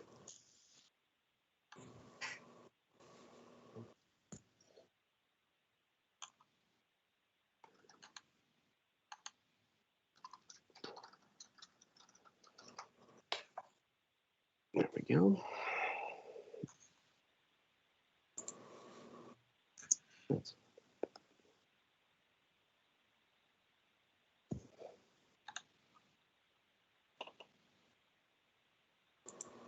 Okay, I will go from bottom to top. Steve Vale. I approve.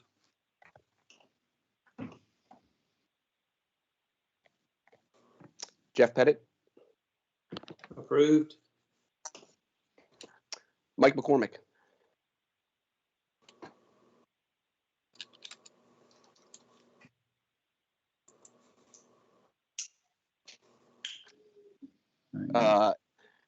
Dan Libfried. I approve. Thank you. Michael Gomes. I approve. David Goldman. Approve. Anthony Dillard. Approve.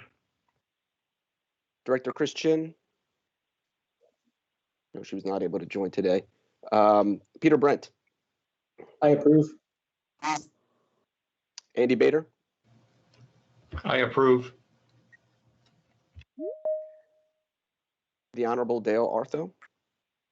I approve. Seth Arndorfer. I approve. Dr. Michael Adeline. I approve. Catherine Moyer. I approve. And Teddy Kelly. I approve. Okay, so we got approvals all the way across. I know we have a few folks missing for this meeting today, but we will consider the document approved and ready for submission. That's great. Thank you, Heather, so much for the work to get us to this spot, and even this last sprint here in the last hour and a half or so. So that's been great. You bet. And if Microsoft were not trying to outthink me every moment, I'd have the final to you already. But I think I hear Mike, Teddy. Oh, Mike. Mr. Chairman, it's Mike McCormick. Please add my name as approved. Okay, great. Thank you very much. Good to hear from you, Michael. So all right. Say one thing, Heather. Thank you for all the hard work you did this afternoon and getting that updated. As far as I'm concerned, there's no need to turn it around this afternoon back to us. So please, when you can get those what we call technical and conforming edits back to us, that would be great. We'll take a final look and then get that report posted on our website. And we will formally send the reporter, Teddy Will, to the acting chairwoman. Yeah.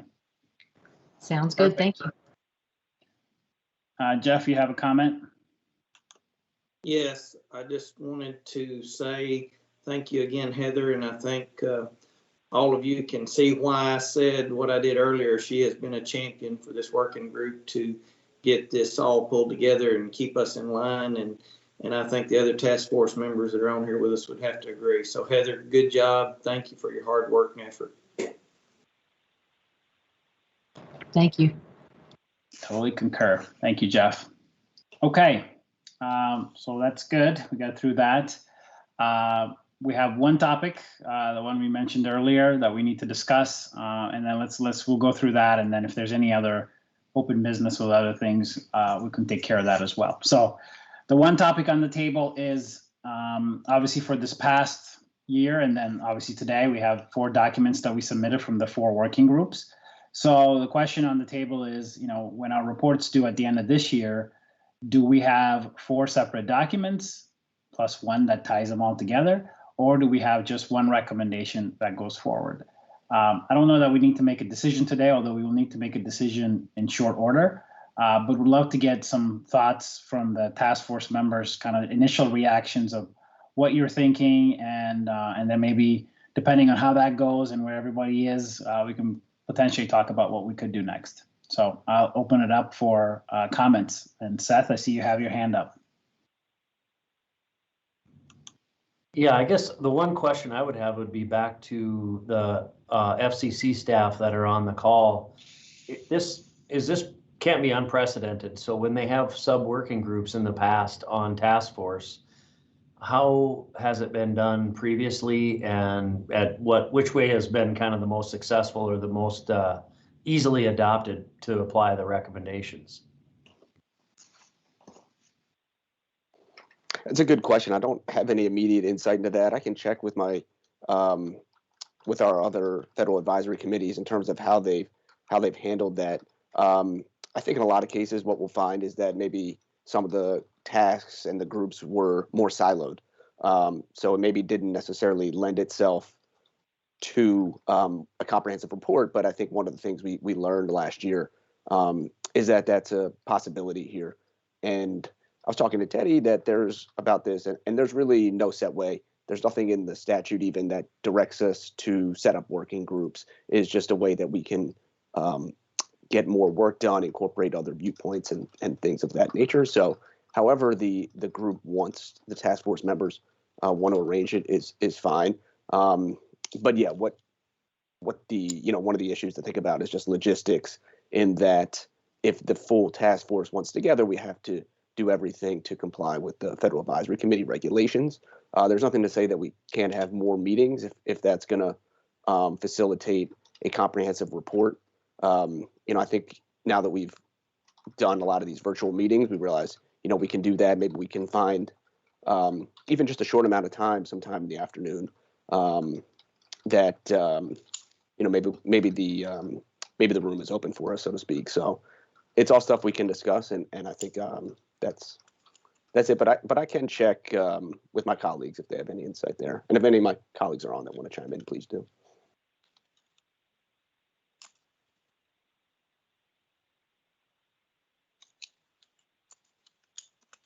Yeah, Teddy, I think you're calling me out, but you're on mute. But so Yeah. I'll go anyway. I just saw that. Yeah, Dan Lightfried for reference. One thing that I think about here is I do think an integrated report would be more effective and more valuable from both a consumption and an implementation standpoint. I recognize the challenges associated with that are now merging of the minds of all of these different working groups. And I wonder if this is a question maybe for the other working group chairs.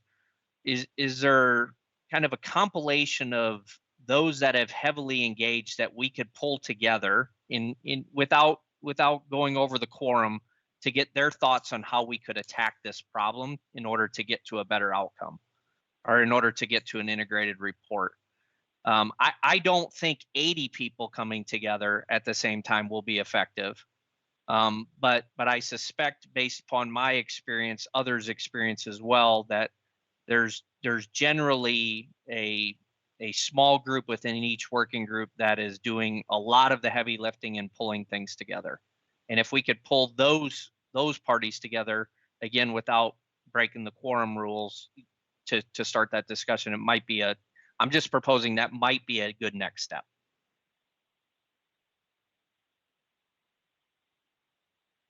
Any reactions from Dr. Adeline? So in thinking about this, and Daniel, not trying to be too contrary here, but maybe you could have an executive summary for that document that coalesces the ideas, but the power of this task force is the working group, and you show the depth at which each one looked at this issue, and you have that substantive base to make the executive summary more powerful. So I guess I was thinking that way, that you could take the executive summary and certainly work off that smaller group and pull those pieces together, but have each working group with large substance, hold that whole thing up. Yeah, no, I appreciate that comment. I don't claim to have the answer, Dr. Adeline. I was just proposing one method in order to try to get us off center. I'm actually okay with a consolidated, we'll call it fifth report or combined element. And again, maybe it's the combination of those two ideas. The kind of the core teams come together to formulate kind of the integration of the most relevant pieces that need to be put into that fifth and final document. Yeah. One of the things I was thinking is, as Dan, as you were talking about, a kind of combination of the two, right? You could have one document that has 4 chapters almost in it, right? And each one has their recommendation, like core recommendations that don't overlap, and those ones kind of move up to an executive summary or report at the end, and that's the one that we could all reference and say this is what's from the task force. But yet all the work that's been done by the task force, by the different working groups, is not lost, right? You still have that. We could do it somewhere like that, right, and submit it. So it's still one document, right, and then one set of recommendations versus sort of separate things that come through. Yep. I'm interested to see if anybody's got a third idea that makes this happen.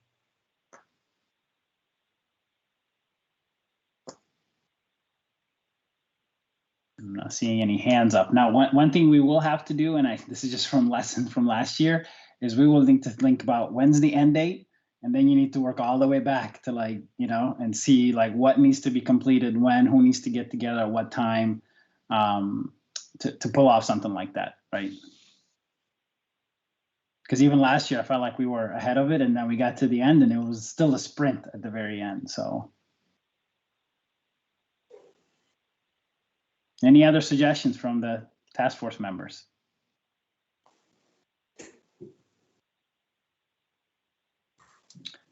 So and I'm not seeing any hands. So one thing we could do more to get to the tactical, because it's hard to do this here, right? Maybe we can get the chairs and vice chairs together, like kind of we've done in the past, and then sort of lay this out. And then even, Dan, your idea of okay, who are the 2 or 3 from each task force that you want to pull together, that can come and figure out how things get structured, because I think that may be an effective way to make that happen. We can talk through that and talk about dates when we get together, et cetera. So, and then the key piece from the quorum perspective is that the 14 or 15 of us that are here are not all together on the one call. So I'm sure Jesse will help us in making sure we coordinate that piece and we stay adhere to the rules there. And again, nothing stops us from having another meeting either. That could happen, but in the meantime, I think that's something we could do.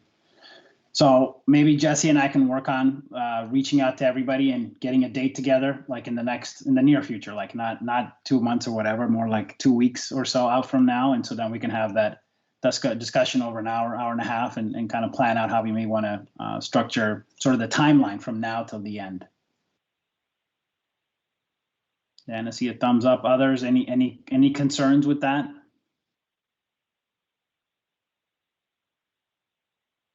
Okay, not seeing that. Yeah, see, I like the thumbs up. That's good. I like how Teams now put that in there. Okay, so with that said, I think we've covered all the topics for today. I really do appreciate the engagement. Any other topics, issues, concerns that anybody wants to bring up at this point in time?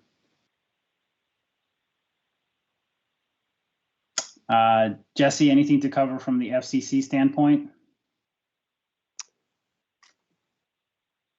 Thanks, Eddie. Yeah, nothing to cover on my end other than I was just gonna make a brief announcement that we do have just on hold, as I think you all have the scheduler as July 8th would be the next full task force meeting. But so you see that now. I just want to make sure we will get back to you and confirm either way. So just wanted to make that announcement before we close as to when our next meeting is. Great. Thank you, Jesse.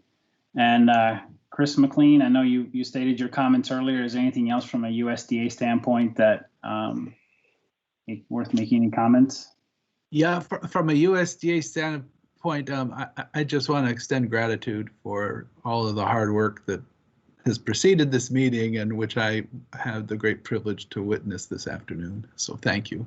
Oh, great. Thanks for being with us today and sticking the whole time. That's awesome. All right, I'm not seeing any hands up, not seeing any chat. Oh, I actually have not checked the chat the whole time. I'm not seeing anything in the chat either.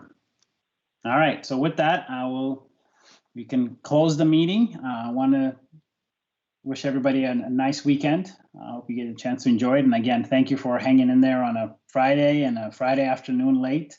But appreciate all the hard work, and Heather and Jeff, thank you also for getting us to this spot and making sure that we got a good quality document that we can also submit as our fourth report. So very excited about that. So with that, thanks everyone, and we will talk to you soon. All right, thank you. Have a Thanks good again, night. everybody.